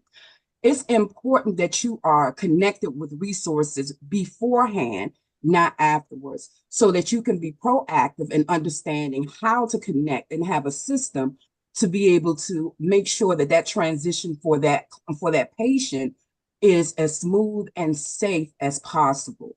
So I will suggest, wherever you are, I heard someone stating that they're in New York. I do work out in New York as well. But also for those individuals to connect with organizations there, that you will be able to contact them to have a representative to come out at that time that will be willing to come in if that be the case, that they have somebody to see, or better yet, for the next appointment. Because too often, by the time they're there, believe it or not, that abuser is sitting out in that waiting room or either waiting in that car for that victim. They're not too often by themselves. So it's important to actually have some connections, partner with the organizations that are surround you to be able to have the services and resources that you need to refer. Because oftentimes picking up the phone, calling, it may not be something that's available at that time. Excuse me. The other thing is in training and education for the physicians is important so that you can identify what to do, what to look for. What does abuse look like from a victim? What would they present to you to be able to understand, especially if it's not physical? If it is something that is more of a emotional, psychological abuse, then there are things such as that client basically not being able to communicate, no eye contact, always apologizing for things, and not really wanting to say things or asking questions. Those are some of the signs of a mentally, emotionally abused individual. Right. The other thing is, if you are a male doctor, a lot of times if it's a female who has been abused by a female abuser, they may not want to have that conversation with the male doctor. So understanding that when they come in, how to have somebody else, maybe a nurse, to come in prior to the procedure or the process that's going to take place, to ask them some questions, to make them kind of feel a little bit more at ease, for them to be more open and having that dialogue with that other individual prior to the male doctor or male nurse coming in. Excuse me. And the other piece, the last piece that I just definitely want to state is ensuring a trauma-informed environment. And that trauma-informed environment is definitely making sure that they will be able to have eye contact with you. They may not be able to say anything, but definitely being able to look at you, you will be able to see eye signs, eye contacts that they will have, making them feel safe and secure, having the environment where it is friendly and open. And also, if there's ever a time that they might need to be able to communicate with somebody right away, being able to have access to a telephone that they can call right then and there to make the decision whether or not they want to be able to get help. Because oftentimes, again, their phones are monitored. So for them to make a call from their own phone is not a good thing.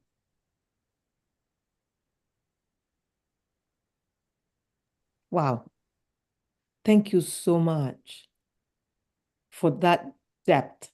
And trust me, for one, and I'm sure a lot of us on this platform, will make those changes to list this hotline numbers in our offices, and the one in the bathroom to put a notepad, you said, right? In there. Yes, a notepad, Right. along with information on the back of the door for them to be able to know different things, such as types of abuse. What is abuse? What is, so that they can know what are the signs of domestic violence, so that they can know what it looks like. Okay. And for them to be able to make a note.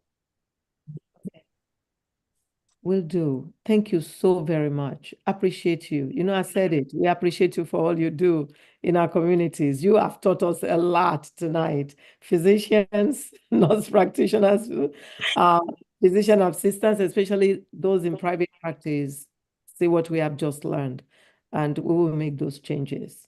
Thank you so much. And Nkechi, before I call on you, Dr. Izugu, kindly unmute, please.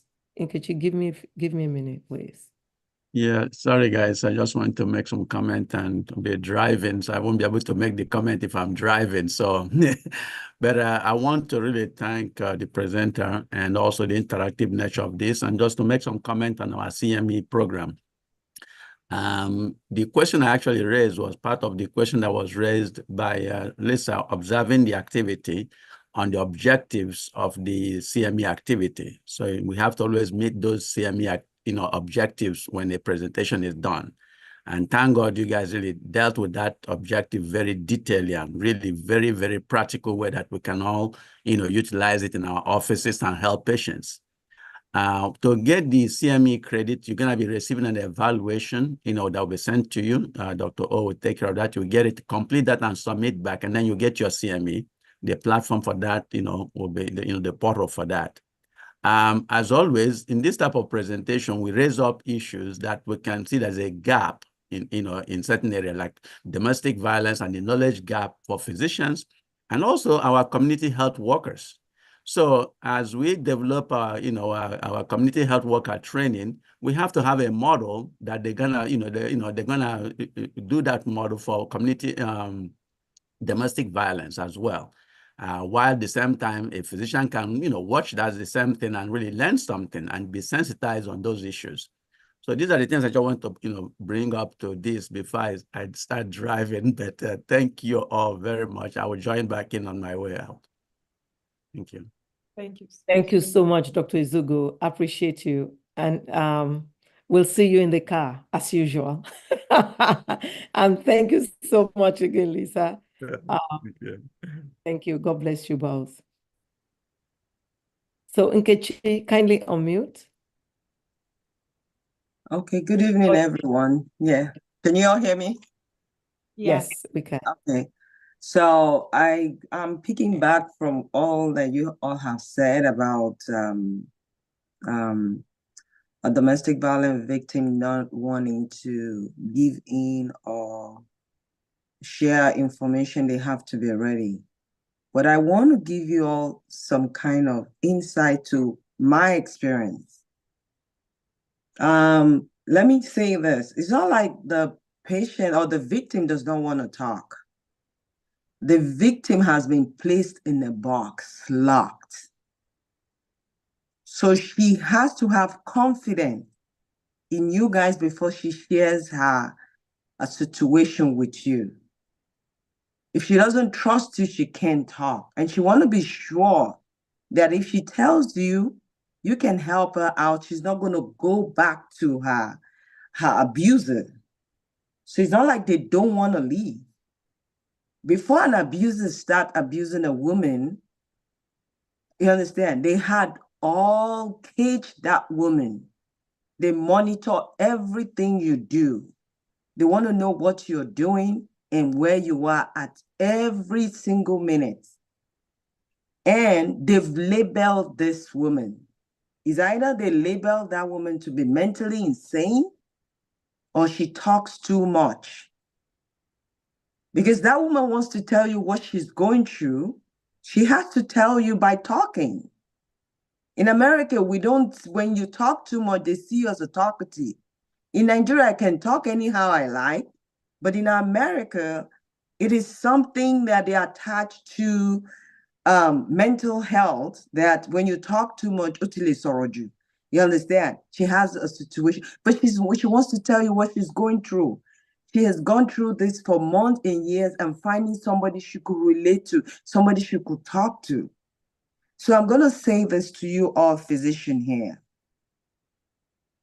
It's very difficult. Yeah, HAPA is there. You can be close to your patient. You can be this to your patient. When you want to help a patient, please write a letter of referral.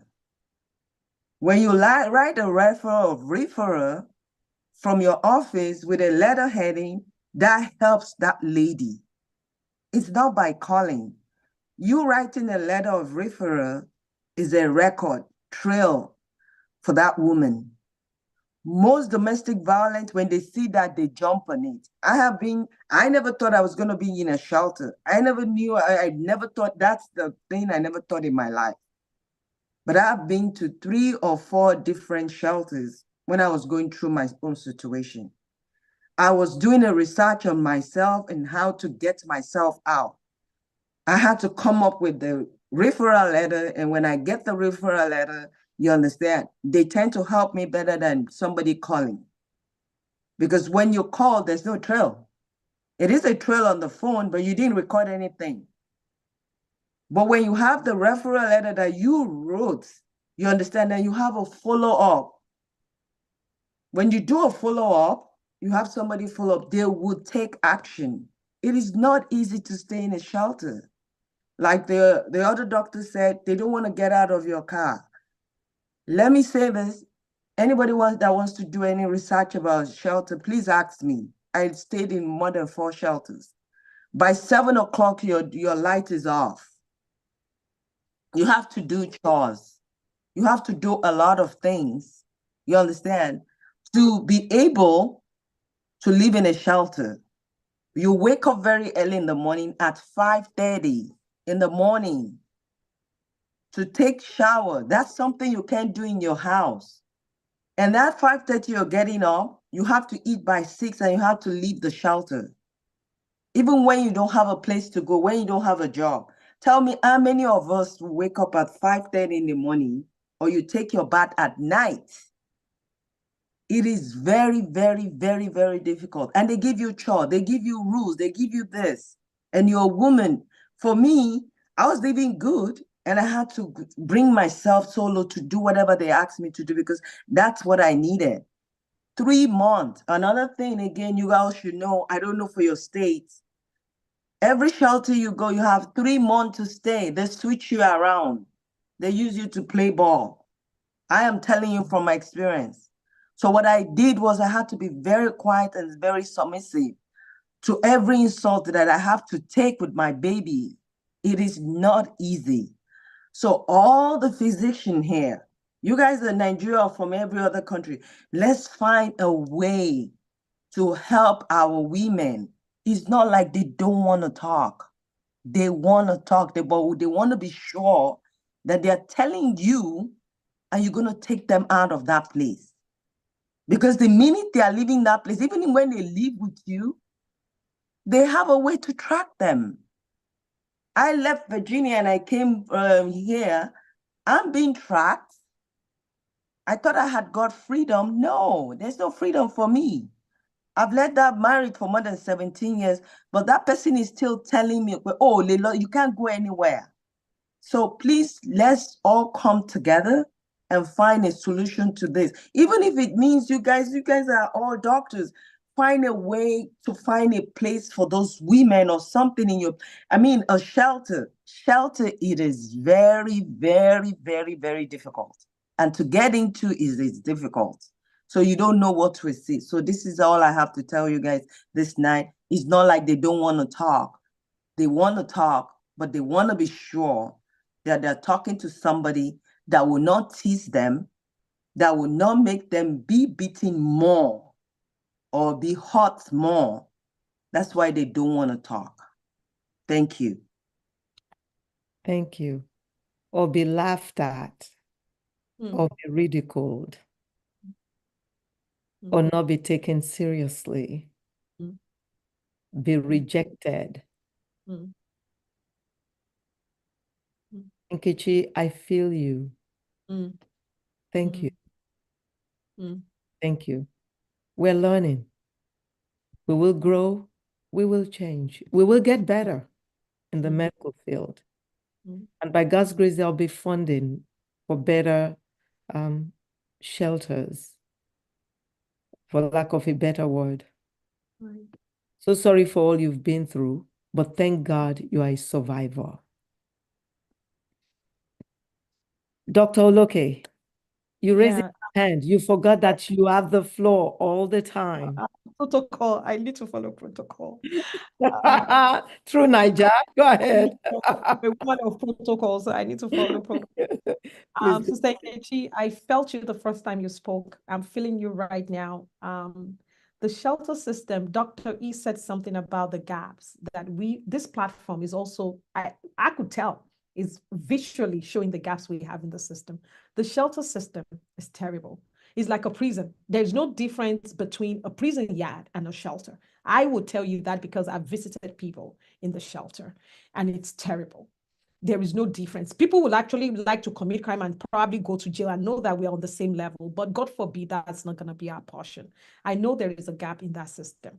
And that is why there are some nonprofit organizations, apart from going through the shelter. One of them, I think, is New Hope.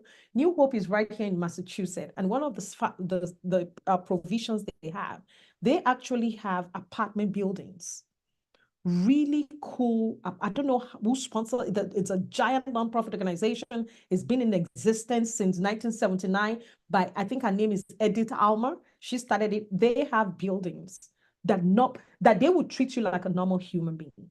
So at times, the knowledge of knowing where to go, the options to shelter while we're figuring things out is also very important. Please, and also you meant something about people don't want to talk. People really want to talk. There is a percentage of people that really want to talk. And there is another percentage of people that do not want to talk. One of them is those that have immigration issues.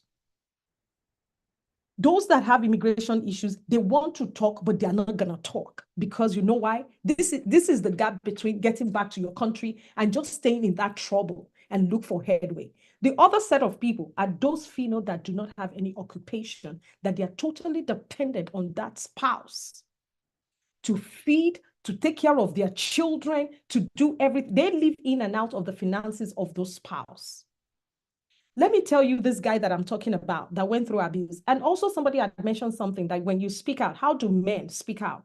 I've seen most men talk to me more than they will prefer to talk to another man. Because they think that if they talk to another man will look at them as, oh yeah, are you stupid? If you box her 3 times, you set her brain is set. But because they don't have that nature, they can't do that. And they found it more conducive, more easily. Tiffany, why will another woman be doing this to me now? And I really talk to them from the part of, you know what, let's sit down and talk, because I have gone through it on the female side and you're going through on the male side. It's okay. And you can talk about it. So some women want to talk. They cannot talk because of so many issues they have. So I know some women, they are relying on their husband's insurance to have health care. Why would those women want to? Who will force them to leave, saying that, you know what, just leave? They have ailment that they are seeing their doctors for so frequently that once they leave, they don't have access to healthcare again. They are thinking, I can't leave. So there are so many women too that do not want to speak because of certain issues that they have. And some of them want to speak because Dr. O said it, shame, stigmatization, you know, as beautiful as you are, judgment. And that thing that we usually point to ourselves, once you hear a sister going through domestic violence, do you think you're a virtuous woman? What have you done? It must be responding to what you have done. Those things, we don't want to hear it. And that is why some people just say, you know what, I want to talk, but I'm not going to talk. Not only that, the abused also feel that I must be doing something. I've done something. Right. Why is doing this? It's complicated. It is. Yes. Sister Lola, kindly unmute. Thank you so much, Dr. Tiffany. I'm so glad, like I said yesterday too, that we have this platform. A lot of people don't even know they're being abused. And this is an eye-opening, number one. Number two, do you have any experience or do you know how a pharmacist can be of help to help any of the patient, our patient, look for signs, symptoms, or anything that can help us to help them, please? Okay, so as a disclosure, I work in pharmaceutical.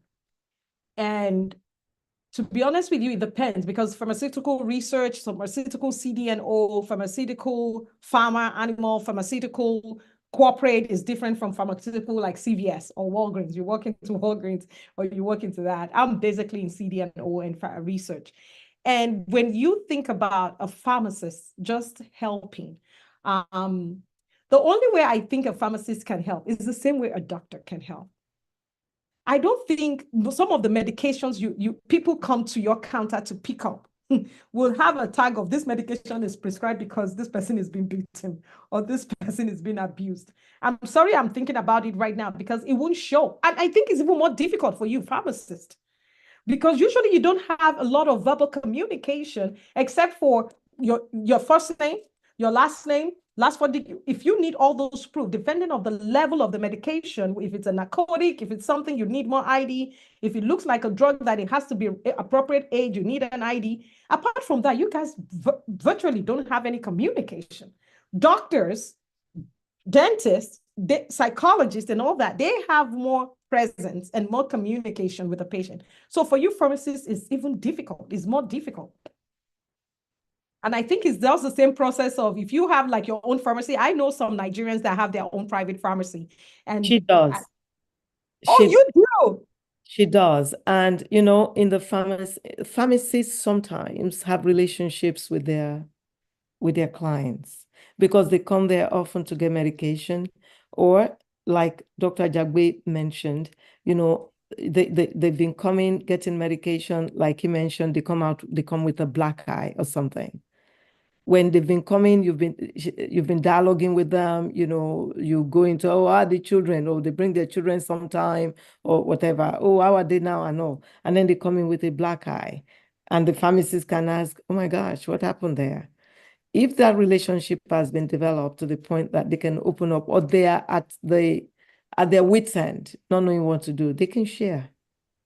So this sharing can occur anytime in any relationship. I can see it happening even in the pharmacists, especially with somebody who has our own private pharmacy. That's it. Yeah. Yeah.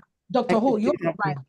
Yeah. If it's a private practice, it's easier to be done than me going to CPS or Walgreens. And saying that, if it's a private practice, actually, it's gonna almost the same thing with a doctor will be applicable because you usually, and in the neighborhood where you are, certain people in that neighborhood will always visit your pharmacy because that's the way they are familiar with, like Dr. O said. And it's gonna just be the same thing, building relationship. I'm telling you honestly, I've seen building relationship explode to do mighty things. So I think it starts from that cordial relationship and building that intimate relationship with your patient. Yeah, I agree with you, Dr. Ho. Thank you. Dr. Motosho, kindly unmute. Thank you. Okay, I've been able to unmute. Thank you so much. I just want to especially thank Nkechi for expanding a little bit more about the shelter effect. And I want to use this opportunity to encourage my colleagues, be it anyone in medicine, whether pharmacy, nursing, or doctors, to see medicine as an instrument of social justice. And why do I say this? We all see one patient at a time in the small cubicle or in the consulting room. But if you are in the community a little bit longer, just like myself, you see more people at the same time and impact more life simultaneously than the same period of time when you spend 15 minutes with a patient. And I do say this because one of the things that led to Bronx having a DV office, which we never had for a very long time, it was only in Queens in New York City, was because, like I shared earlier, we had a high incidence rate. And from those who are approaching me while I'm in the community sharing the meeting, and we just come up and they said, oh, this is going on, that is going on, giving all sorts of different scenarios. And one of the main advice I took from them was what led to this. And what was it? First day of the month, that we should conduct a survey and go to the supermarkets where the ladies fill their carts with all the goodies because they just received their welfare ticket or check and everything like that. And at that point in time, they are empowered, they are not financially dependent on the abuser. And at the same time, we live in the same community with the abuser. And the way it's structured is if somebody is abused in the Bronx and their life is in danger, they're not going to place that person in the same shelter in the Bronx. They send him or her, they send her and the children to Queens, which disrupt a lot of things in terms of academics of the kids and all other things. And knowing all these things, it becomes a huge burden that personally, at a point, I felt the less I know, the better. So, Dr. Oloke, maybe you can help in terms of, I know you said we should refer them to the hotline. In most cases, they want to talk, and you see that disappointment in their face when you say, oh, call this line. It's like, oh, I know that already. That's not helpful. I need you. You can feel that pain. But when it becomes your burden, it's still what I don't understand how to handle that when it becomes your burden now. That have you done enough, or did you have to do anything at all, or do you have to turn a blind eye or pretend as if you didn't hear anything and do nothing? Thank you. And Doctor, I think on this platform, Dr. Ho had, the first time I joined, I think she knows people that independently own support groups and own nonprofit organizations that actually said, I can't remember her name. Some of them are even, she said that she has a nonprofit organization that supports. She just spoke and she's going to speak next. She has a hand raised. Avaros, she does. And she was the one who gave us all those pointers. But Dr. Motosho, I don't want you to be hands-off. It's tough. It's very emotional, even for doctors. But we have to develop relationships with our patients all the time. We do that in our settings. And so we need to be on the lookout for domestic violence or even stalking, and intervene by giving the right resources and the right support to the patient. I have patients that even though they got the resources, they have to see Dr. O so that we can talk and all of that. That's why my visits are ever longer than 15 minutes. They say you see patients, you schedule every 15 minutes. Doesn't happen for me because I will give the patient the time they need. It is important. Each patient will get the time they need. We have to do that in order to connect and to break these cycles. Miss Avaros, kindly unmute. I'll call her Sister Avaros. Yes, ma'am. Thank you. You have the floor. I just wanted to touch on a couple of things. I know, goodness, when we talk about domestic violence, it is a overload of issues for the survivors, and for the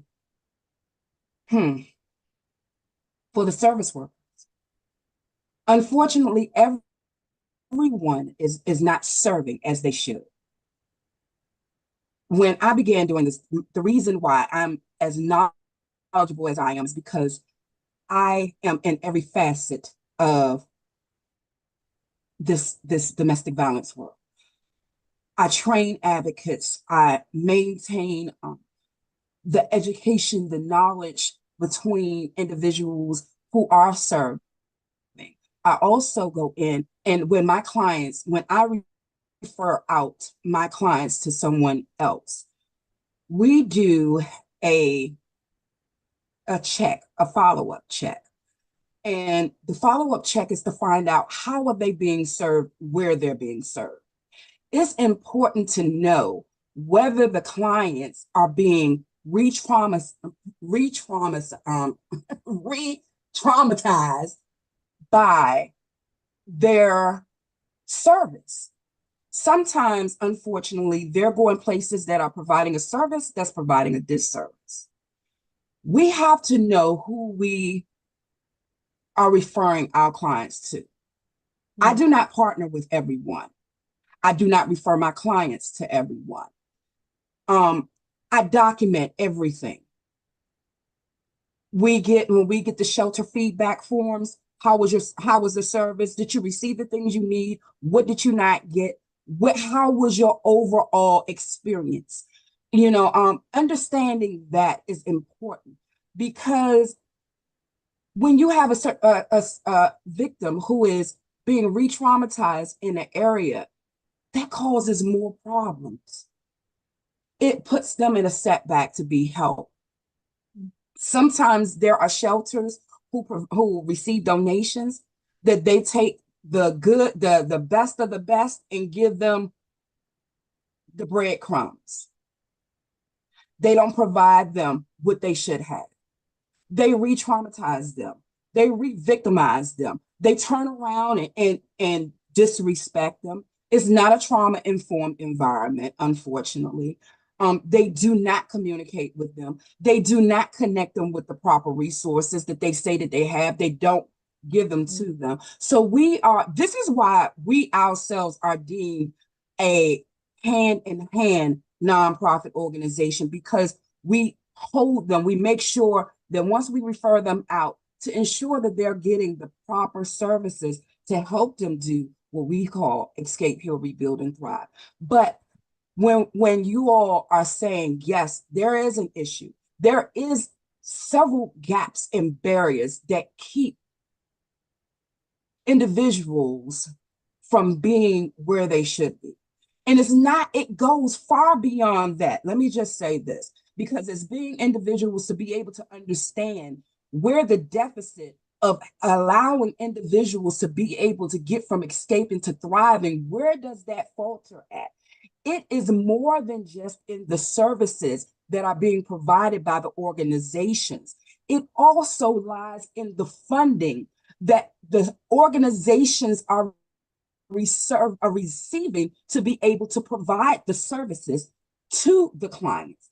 Unfortunately, when we look at things like VAWA, those fundings dictate how you are going to serve those clients. I myself, we waited for over 7 years before we received any funding. We have been in operation for 8 years. I did not take out any funding from anyone for 7 years to establish the understanding that, one, how we operated and served our clients was not going to be dictated by funding, by money. So we don't take everybody's money, because everyone's money is not going to tell me that I can't give this person what they need.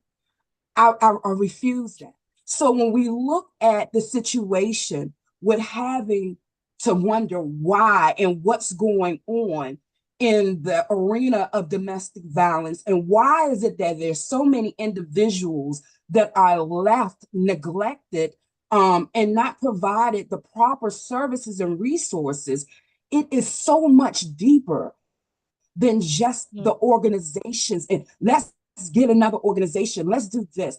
That's not where it is. We have to understand the root issues of what is causing the barriers within the services that we need to provide to our clients. And not so many people have done what I have done, whereas though I built and I stood on my own, I took my own money and funded my own organizations. I put out money for individuals to be where they need to be.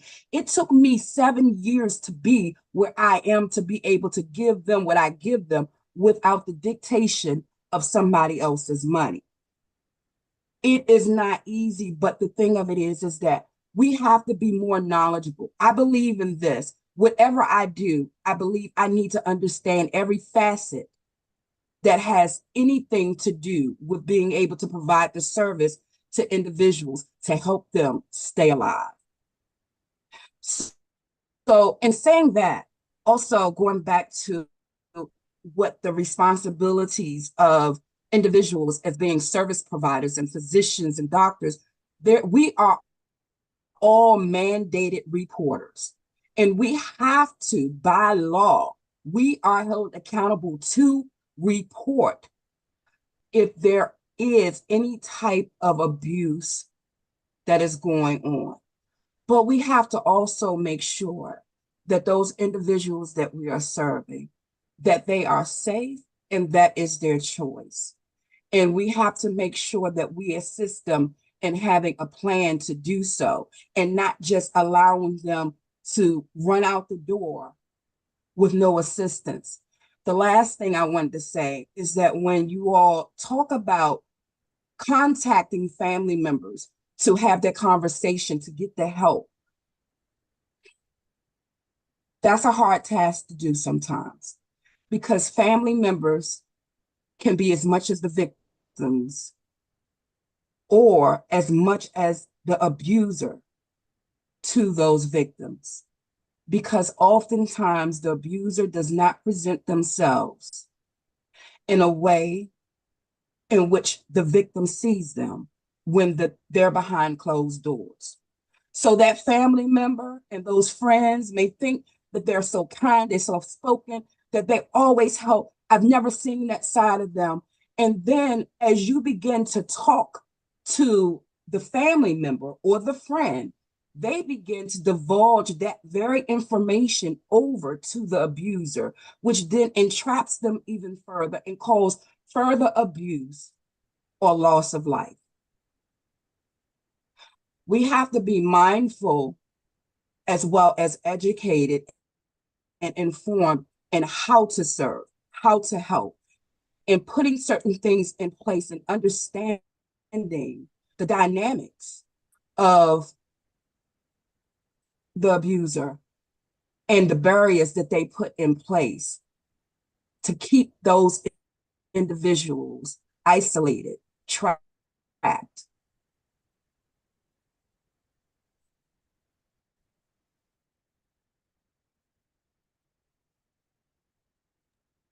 I think there's technology interruption. We'll bring Ava back. Oh, you're muted. I'm here. I'm here. Yes. You're muted. Okay. Okay, can you hear me? Yes, we can hear you again now. Okay. And the other thing when it comes to information technology, I have an information technology background as well. We have a program where we use cyber security individuals to be able to assist with reviewing telephones and other things to help put them in place. We also have a program that I don't talk about. I will talk about with you all at one point in time, but I do non-disclosures with that because of the simple fact that what I do, I don't talk about it because it's not to be in the limelight. This is to help save lives. So when I release this information, it can't be released to anybody else. And I only discuss it with So don't release it providers on this platform. No, I will not release it. I will not release it right now. Thank you. It's only for providers' information. Thank you. But we have to understand that we have a world of technology, and many individuals are using several different things to keep and hold these individuals bound. We work with so many, there's so much with interstate trafficking, interstate abuse. We have to understand the laws. The laws are different in every state. I know each and every law in different states when it comes to domestic violence. It's not all the same. So when we talk about domestic violence and we talk about assisting individuals, you have to understand the state in which that individual is in. Not only that, there is a difference between a state definition of abuse, of domestic violence, and a federal definition of domestic violence. There's a lot of education that has to be put in place that people are not knowledgeable about to be able to fully understand how to help. We can help, but we have to know how to help and where to help. So being able to know where these individuals are, where they're going, where we're trying to get them to, how they're going to get to where they need to get to. Being able to provide that information and those resources.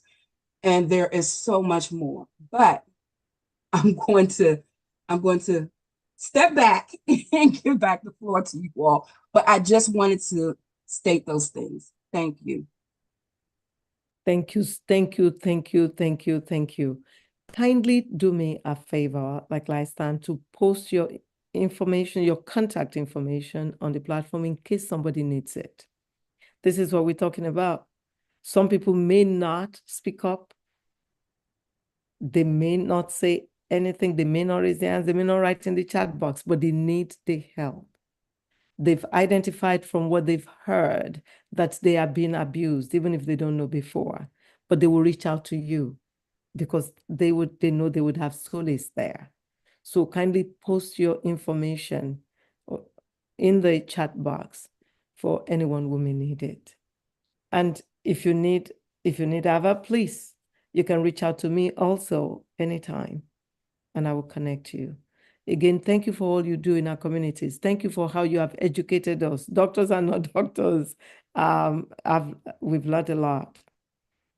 We're gonna, even if it's not Domestic Violence Month in October, I'm gonna ask that you come. Sometimes we'll work it out so that we can talk more about this.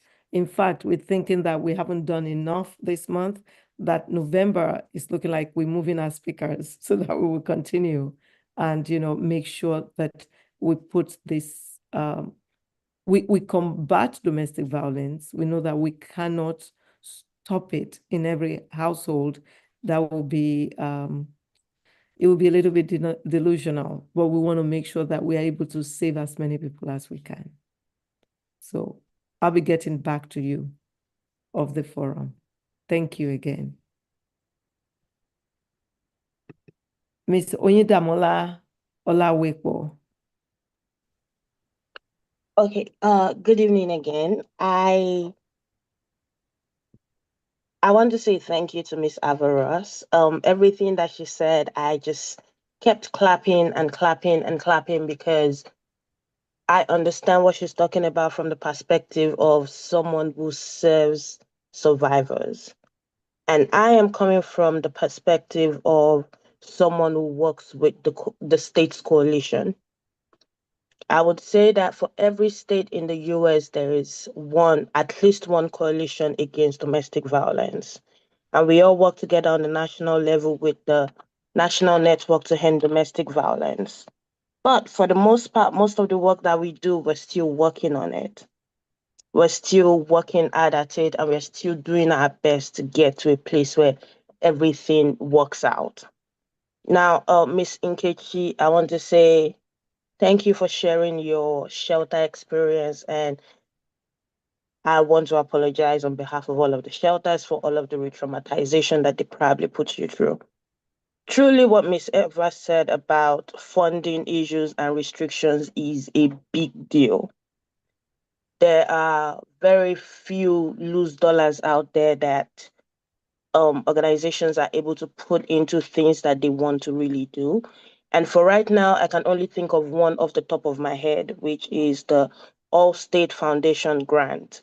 That is the only one that gives loose dollars to programs and to survivors to be able to do anything that they want to do.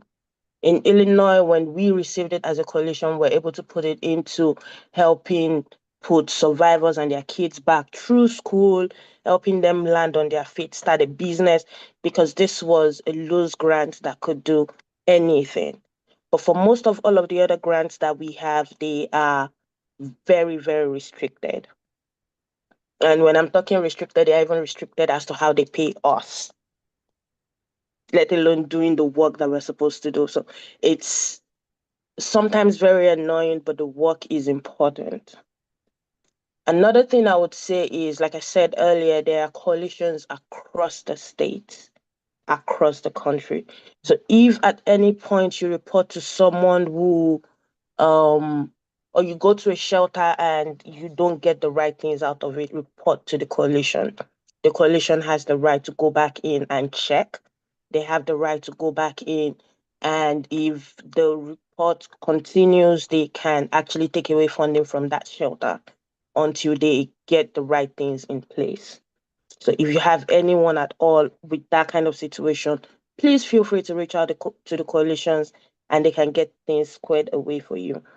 Also, with each of the states having coalitions, most of their programs are on the website. As private practitioners of medicine, you can always look up the website of the coalition in your state find out programs that are close to you that you can send survivors to. I would say, and I cannot emphasize this enough, do not provide help that you cannot manage. Give them the resources that they can, give them the resources that they need, give them all of the things that you can provide, but don't provide the help that you cannot manage. If at any point in time, my advice is reach out to these programs, partner with these programs, such that when you see survivors, you can easily send them across to those programs. You can call that program to come and help them out, get them out of there, and get them to where you need them to go to. But please do not provide help more than you can actually handle. Also, when it comes to technology, tech safety, and everything, the National Network to End Domestic Violence, NNEDV, has a website, or they have a dedication to tech safety, where you can go on there and learn a lot of things. They put out new information often enough that you can learn more about tech safety. As much as we're working on everything, NNEDV and each of the states coalition, part of our duties is to ensure that the right kind of policies are passed, that the right kind of laws are passed. We work at it daily, we work at it monthly, we work at it weekly, and sometimes they don't listen to us, but we keep fighting, we keep thriving, and we just keep the work going. So also, those are some of the things you can also bring to, the local programs or the coalitions as well, to say, this is something that we've noticed, could something be done about this? Sometimes, the process is long when it comes to lawmaking, but we get to the end, especially when we have people come in to come and share their own, survival perspective on certain things. Illinois right now is working on one big bill called the Carina bill. We're trying to see about getting the firearms away from, perpetrators, so that we can help out with victims or with survivors as much as we can. Nationally, we are working on the doxing bill, or the anti-doxing bill, which is the one about, someone just going online, putting up all of your information and having people trace and follow you just because they can. Those are also means of abuse that they are perpetrators. Again, they keep getting more dynamic and they keep finding new ways. For medical practices, sometimes, like someone rightly said earlier, the perpetrators come with victims, they come with the survivors to doctor's appointment. They want to see, they want to hear, they want to know. And before you are able to give them the resources that they need, again, most survivors end up not surviving when the conversations about them leaving starts coming up. When they start talking to someone, when they start receiving phone calls, this is when perpetrators think that, okay, you want to leave me, then just leave me and die. That is when they actually do that. So instead of providing more or doing more damage than good, put this information in the bathroom. Paste it on the mirrors in the bathroom. Paste it behind the door in the bathroom, where their eyes will go to it one way or another. There is no way to force someone to talk when they're not ready to talk about it. There is no way to enforce someone leaving, because you might end up being like the enemy. Talking to families, telling the family members to, come and talk to your sister. You might lose your sister. The families might also be part of those that are saying, what have you done wrong? And forgive me for doing this, but our culture doesn't help sometimes. Sometimes our parents are the ones that go, you two have done something wrong, is the exact reason why they're treating you that way. They don't want to hear that, this person is just not an okay person, or there's something lost. They want you to keep going. You cannot come back to my house after you've been married. I've given you out, then I've given you out. Sometimes this is causing more harm than good. And reaching out to the family, you don't know what side the family is on. You don't even know if this person they escaped a trauma from their family to get into this current trauma that they are in, which is kind of like doubly compounding their trauma. There is a lot of gray areas when it comes to DV, and if we sit and start to talk about DV from now till eternity, we might not get to the end of it. But provide the help that you can provide. My biggest advice is, please get resources from programs, partner with programs all around you, and send people there. Thank you. Thank you very much. I already put your name down so I can get supplies from you. And I'm sure our fellow doctors and nurse practitioners, PAs on the platform are doing the same thing. The pharmacists, I'm sure they're doing the same thing to see how we can reach you to get supplies. Also, go ahead. Okay, so I just wanted to say that the resources that I might be able to provide are Illinois specific to an extent. We'll get it, Avaros. There are people here from Illinois. Also, yes. So Illinois people, please reach out to me. I work with the coalition and I can get you what you need. I can get you to programs across Illinois as much as possible. But anyone else, if you want me to link you up with the coalitions in your state, you can reach out to me. I can link you up with the coalitions as well, and they can get you squared and sent to the right places. Fantastic. So if you can please put your contact where people can contact you in the chat box, that'll be great for people who need those resources. Our medical practitioners will. Thank you. Nkechi, kindly unmute. And Dr. Oloke, be ready. We don't have questions yet. We're having input. This is fantastic. And so I want to say this to the doctor that said, stop, when to stop and not to stop. Please do not stop. As a physician, I'm going to give you that's Dr. Motosho. Dr. Motosho, okay. I want to give you an example of why I say you shouldn't stop. My my provider is a male and a Black male. Each time I go, I was telling him what I was going through, and then he would do some tests and I will answer some kind of questions. And I was doing my master's program. And then we talk a lot, you understand? He's a male. And I was dealing with my stalking situation. He gave me the idea and said, oh, come, you have to shame this man. If you don't shame him, he's gonna stop. And then he gave me an example of somebody that shamed a stalker. And then he asked me for my resume, trying to help me to get a job. Little did I know that the school that he went to, the high school he went to, is the school that my son went to. So that's how we started interacting. And he was telling me just last week that, look, you said you did this, you said you did this. There's a doctor that has an office. I work with him every Wednesday. We need to find a way to get you in there. You understand? And so if you guys stop, who would we talk to? That's one. And then two, the donation thing.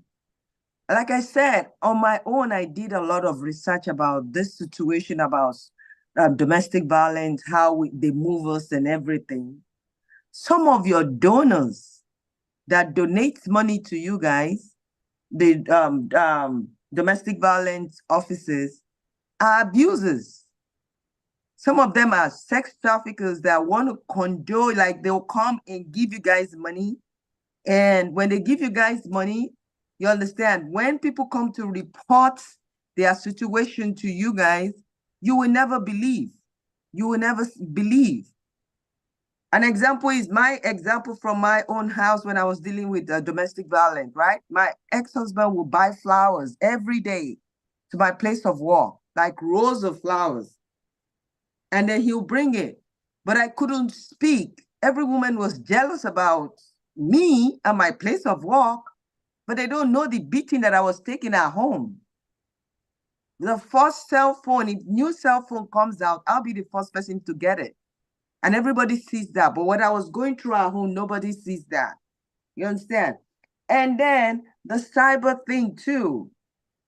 The cyber thing, they are getting more creative about monitoring their victim. In every way, they use people. They use family members too. You understand? They buy family members over. I would not talk about anybody. I'm talking about myself, and I see that that's a trend. My biological mother never believed my husband was abusive. She refused talking to me. But she doesn't know what I was going through. And she regrets it to her death to today. This is a quiet, young, tall, 6'4" man that read mechanical engineering. Very, very quiet. But when you close the door, what he does to me, calling me, even have the guts to go to my families and tell them I'm mentally insane. And they took to it. But a mentally insane took care of a child from 6 months to 18 years old. Then I want to talk to Miss Eva too. Honestly, I thank you for even saying sorry that some of your staffs or some of the places, they treat us wrong. Honestly, yes, they do. They really do. I'm going to give a bad example. Everybody will be so shocked here. I was living in a shelter, and it's good that I'm educated because I was writing things. I was, even when they asked us to go out of the shelter, I was doing my own research and resources. I was able to get a place to help me to get into a place for 2 years if I was going to school. Unknown to me, one of the staff lives in that complex that I was going to move to through the program. And I saw her and I greeted her from a distance. You understand? And I told her, because I've moved from that shelter to another shelter because of the way they were treating me. Do you know from the distance where she was, do you know what she said to me? She said, "Are you here to prostitute again?" Publicly in a parking lot. And I'm not a prostitute. But she said that to me just because I said I am insisting that I want to go back to school. That wasn't taken nicely with me. But what I told her, I said, I'm moving into this place. And little did I know she lives in that same complex that I'm moving into. Do you know that 2 years or 3 years that I live in that complex, she never talked to me. She was mad. How did I get that place? Because I was educated. And I was one of those that wrote against some of the things they were doing. So please, physician in this group, please, in this forum, I am pleading with you guys. I am really pleading with everyone. Most of us are Nigerians, right? What can we do? What can we do to help our people that are going through domestic violence? That is one. How can we stop this? I know we can't stop it, but we can make a change. I'm begging you, it is bad out there. It's okay for me because I can read and write. Most of us most of the wives that they went to bring from somewhere that can't read, that is doing CNA for 20 years or 30 years. How much is CNA money? How much is CNA salary? And they had to condole the pain so much that some of them even die. Some of them, we don't hear their story. I am pleading with all of us.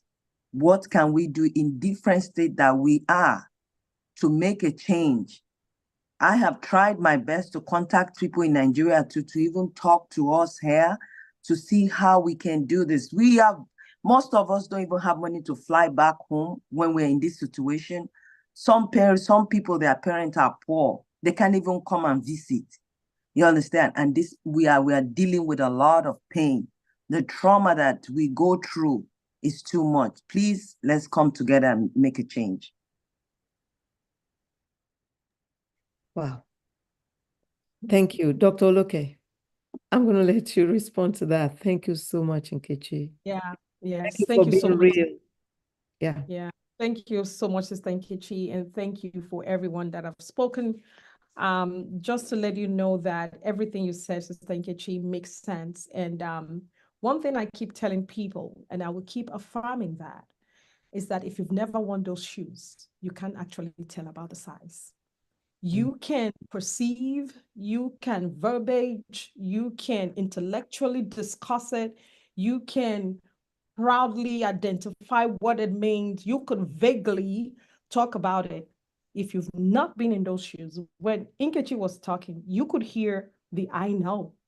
Not only do I know, I've been through it and I understand what that means. And if I tell people, don't judge the shoes that are not your size, because it fits differently. In most times that I got help, families are not the same. Family dynamics are different. And this is one of the things I speak about in my podcast. The family dynamics really makes a difference. For me, my siblings were there for me. They weren't there for me until someone that knows me, and funny enough knows my sister, said something to my sister one day and said, how often do you speak with your sister? And my sister said, oh, we were still on the phone yesterday. And guess what? Probably the only one here, all my siblings are UK based. And my sister called me one day and said, how are you? And this day she called using like a FaceTime. And I said, I quickly put on a smile. I was a chameleon. You become a chameleon when you laugh 10 minutes and just to show off, and the other said you are dropping the phone, and immediately you drop the phone. As a believer, I cursed. All these curses can go out. You can't even say it out. You will curse internally. You will do everything internally. And my sisters came and they stood. Dr. O, I don't know if, you were not at the evening event. A young girl, we flew a young girl in from Colorado to speak at that event on Saturday. Oh my God. And for those of you that have children, I'm passionate about kids. And I tell you what I do in my district with the Department of Business to align that with the school district that I have. This girl started abuse from age 20. Age 20. She had a baby within the split of those years. It was her sister that showed up. She was at the verge of committing suicide. She already organized everything. She had the rope ready. She knew where in the wardrobe she was going to put it. Her sister showed up. One thing that I'm going to say, anybody that would help you, that you can identify as a help. Tonight, you are probably meeting me for the first time. I might not be able to help you and say, yes, I have the power, I have the ability, but I know who to refer you to for help. I know at times it's just people just speaking, just being able to find someone to talk to. And just to let you know, no matter, even those that are CNA, they're still working. It's still a job. Come on. They're still looking for a source of living. Those of us that we were like, you know what, one man, I was flying. This is really demoralizing, but I'm laughing right now because thank God for where I found myself right now. I was flying between Morocco, and I was going to Morocco, and I had to change my flight. And one guy sat beside me, and she was on the phone, not a non-Nigerian, a businessman, you would know, obviously, on the phone, and he was talking. And all of a sudden I turned because the conversation was so annoying that I kept looking for somewhere else to move to sit because he was talking to his wife. And what he was saying sounded familiar, that I repositioned myself so many times to make him feel uncomfortable. But I was like, then I hung up the phone. I couldn't keep it. And he said, oh, hi, how are you? Then I said, I'm doing well. And I said, how are you? And you know what? Because I wanted the conversation, I engaged him. And I said, where are you flying to? And he said, I'm going to Morocco. I said, what do you do for a living? And he said, oh, you're really interested. The first thing that came to his mind was a free chick, right? A side chick. I was like, so you're flying to Morocco? He said, yeah. I said, wow, that's interesting. That's beautiful. He said, what are you going for? I said, I'm going for leisure. And he said, oh, so what time is your flight? And I said, 11 something, 11:10 or something. And I said, were you just talking to your sister? And he said, oh, no, that was my nasty wife. Yeah, that was my nasty wife. And we had a good conversation. We had a very good conversation. And I said, you know what? You sounded like somebody that I know when you were talking to that person. And he thought it was a joke, right? And just to let you know that, you know what he responded to me with when I told him some story? He said, "You are so highly educated. Oh my God, if I have someone like you, I won't even do that." And it's And a lie. it's a lie. Yeah. It's what It's not about it. It's a lie. It's not about education. It's not about who you are. It's not about whether you have the same religion. And one thing that I want to just round up with in this conversation, few things. Don't fall a victim of either religion, values, norms, culture. Don't fall a victim of all those items for somebody to manipulate you. I said it in my slide in the beginning. The things that people can use against you to hold you back. Don't be afraid to speak out for help. One thing about me, and in my professional world, my 9 to 5, my team members, they know me for something. I keep saying it, E&E, efficiency and effectiveness works in domestic violence. Meaning that the earlier, the better you jump to help someone, the better we save lives. When we stood on Saturday evening and we flashed the candle for those that have lost their lives, those that they slapped them once and they couldn't take the second one because they ended up in the grave, those that took the 10th one before they ended up in the grave.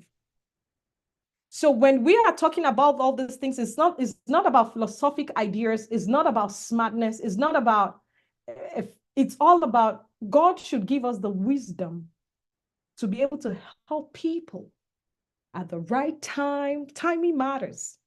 At the right time when they needed this help most. And that's all I'm going to round up with. And as women and men, for men, start talking to your fellow men. If you notice your friend, a male friend, that probably is behaving in a weird way, instead of saying, let's go and drink beer and take it out of your system. Beer does not, alcohol does not take anything out of the system. It doesn't take pain out. So it's just a temporary relief that makes you flow. Then when you're normal, it gets you back. Men, talk to another man, just ask. Women, let's love ourselves. I have a slogan, just be kind and love one another. Kindness is as simple as KIND, and the work is as simple as that. And also women, I would like to say that some of the women that have spoken to me, we kill people without us pulling a gun. We kill ourselves, women, without pulling a gun.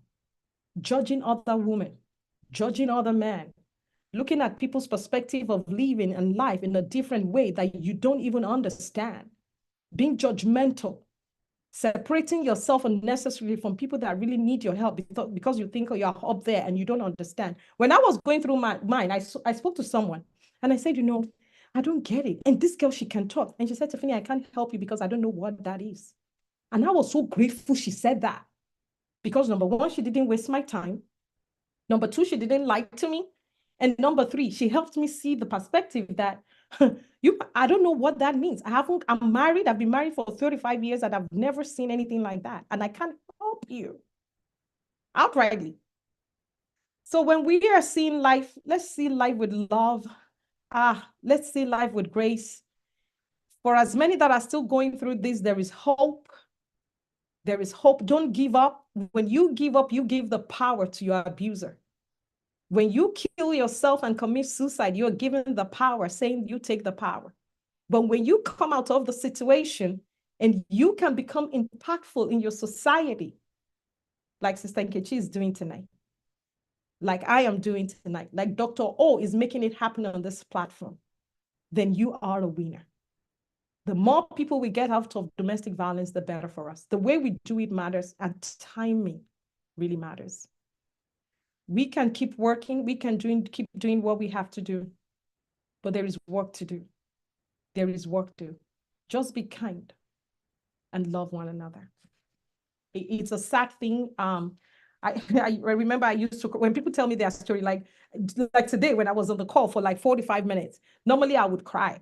That's all I know how to do, because as I'm crying, I'm like, this person mustn't know I'm crying. So I'm muting, I'm unmuting, so that when I cry, she doesn't hear, then I can continue.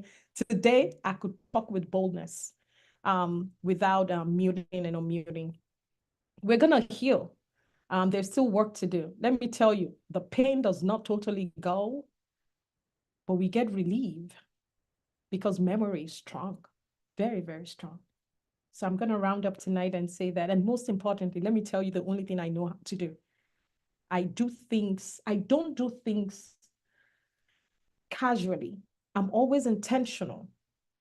Even my kids tell me, when I say, yes, son, they know what that means. When I say, yes, son, they know what that means. I'm always very intentional with everything. And being intentional with what we do is very important. Let's intentionally take care of ourselves, and let's intentionally heal. The journey at the end, it's at the end of the tunnel, there's always a light, and don't give up. Don't give up, and don't give up. Thank you.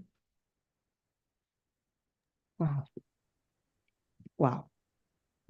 Thank you.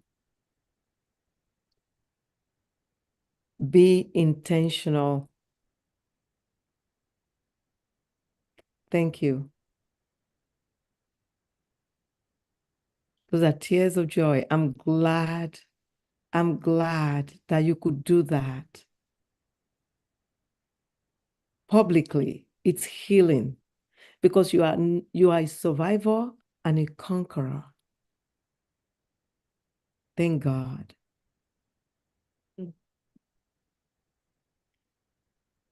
Take home message. We all need to be intentional, depending on what part of this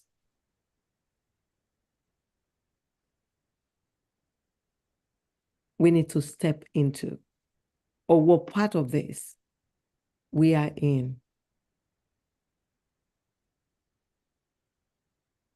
For those going through, for survivors, conquerors, we need to be intentional. For physicians and all medical allies in that cohort, we need to be intentional in providing the educational materials needed, where needed, as we have learned, in connecting with our patients, listening, so we can identify domestic violence, stalking, so we can know that something is going on that we need to address. We have to be intentional.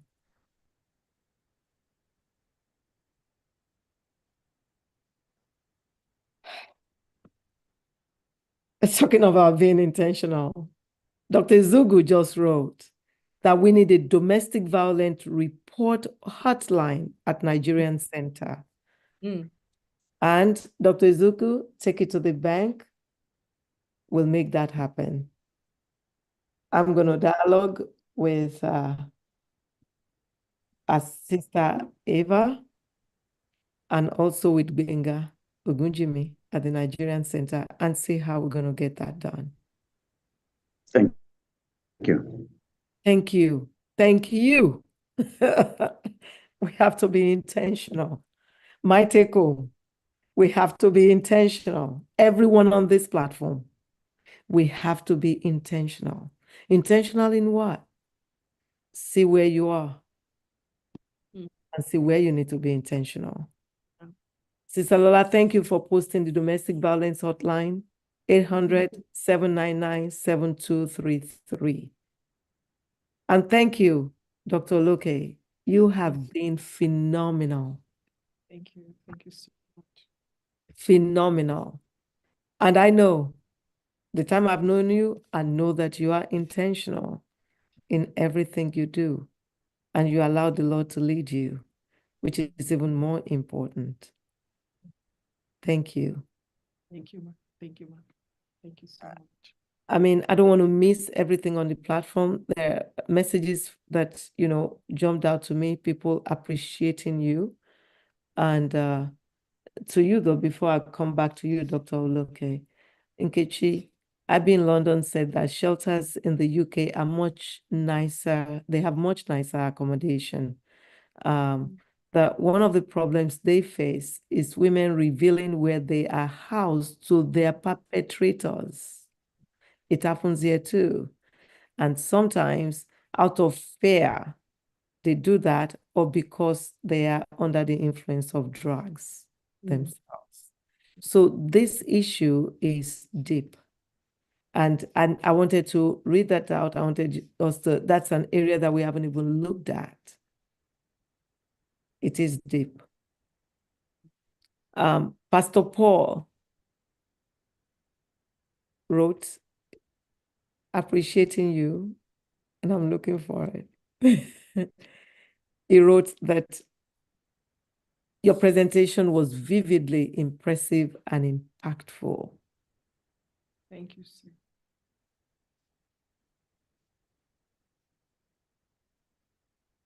There are lots of people here that who appreciated you. Auntie Susan thanked you and thanked me also, for my passion and dedication on helping victims and probable victims. But she said we need to teach our younger ones the early signs of possible domestic violence and counseling of our young couples who will not listen or take advice when they are in love. May the Lord guide and direct us all, she said. Amen. It is important that we start this in the beginning. There are always telltale signs. The signs are always there, but they're ignored because somebody says they're in love.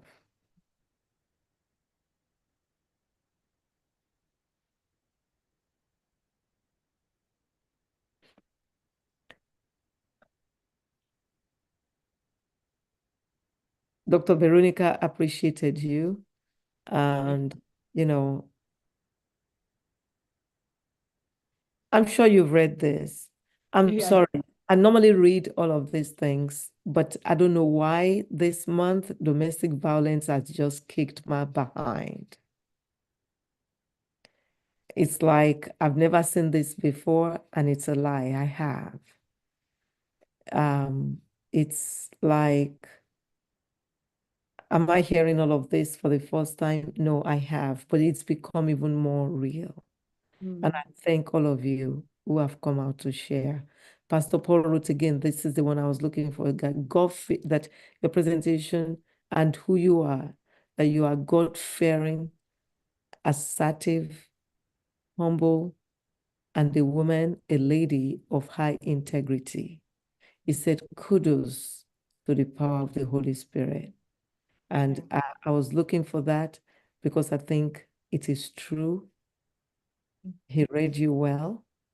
And we all echo that on Medical Mondays. We thank you very much. Thank you. I appreciate you. Sister, the Dr. and Dr. Ajay posted online the YouTube link for everyone to revisit this event and also share with everyone. Please subscribe to the YouTube channel. And not only that, you can go back to the episodes from the beginning of the month. It's been loaded. It's been deep. Nkechi has shared a lot. Haman said the YouTube channel, and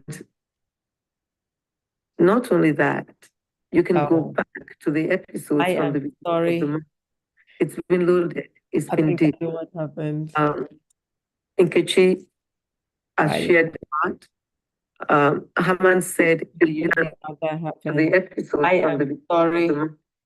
Okay, I think I got it. I don't know how that happened. Sorry about that. Can you hear me? Can you hear me? Yes, yes. Fantastic. So I'm back on. That was the YouTube. The YouTube lags a little bit, and somehow, some way, I don't know how that happened, that it was unmuted. So Haman in the UK said, in the UK, 1 in 5 adults suffer domestic abuse in their lifetime.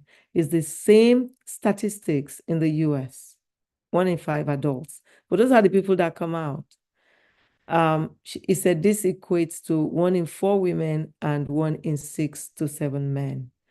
Nkechi wrote, it's a painful situation to be in, very hard and dangerous. She said she feels so much for the children involved and her own son that it's not easy. And that's true. Thank you so much, everyone. And thank you, Dr. Oloke. You kicked off our CME series. That is amazing. You are the first speaker to speak when we are approved, confirmed for having 1.5 CME hours as medical practitioners. Thank you so much for giving us your time, educating us, and for just doing this. Thank you. And for sharing your story. Nkechi wrote again, I'm sorry, I don't leave any stone untouched. I've left some today, but I'll read this ones at the end. Nkechi said, thank you for your insightful presentation, Dr. Oloke. Your expertise on domestic violence was truly engaging and provided valuable takeaways for the audience. We greatly appreciate you sharing your knowledge with us. Dr. Mayowa Faole says, thank you to our presenters and everyone here today. As parents, we need to teach our girls about their worth, who they are, and our male children needs to learn what the strength of a man is. May the wisdom of God guide us all. Amen. Amen. So with that, I say thank you all. Good night, and please be safe till we meet next week.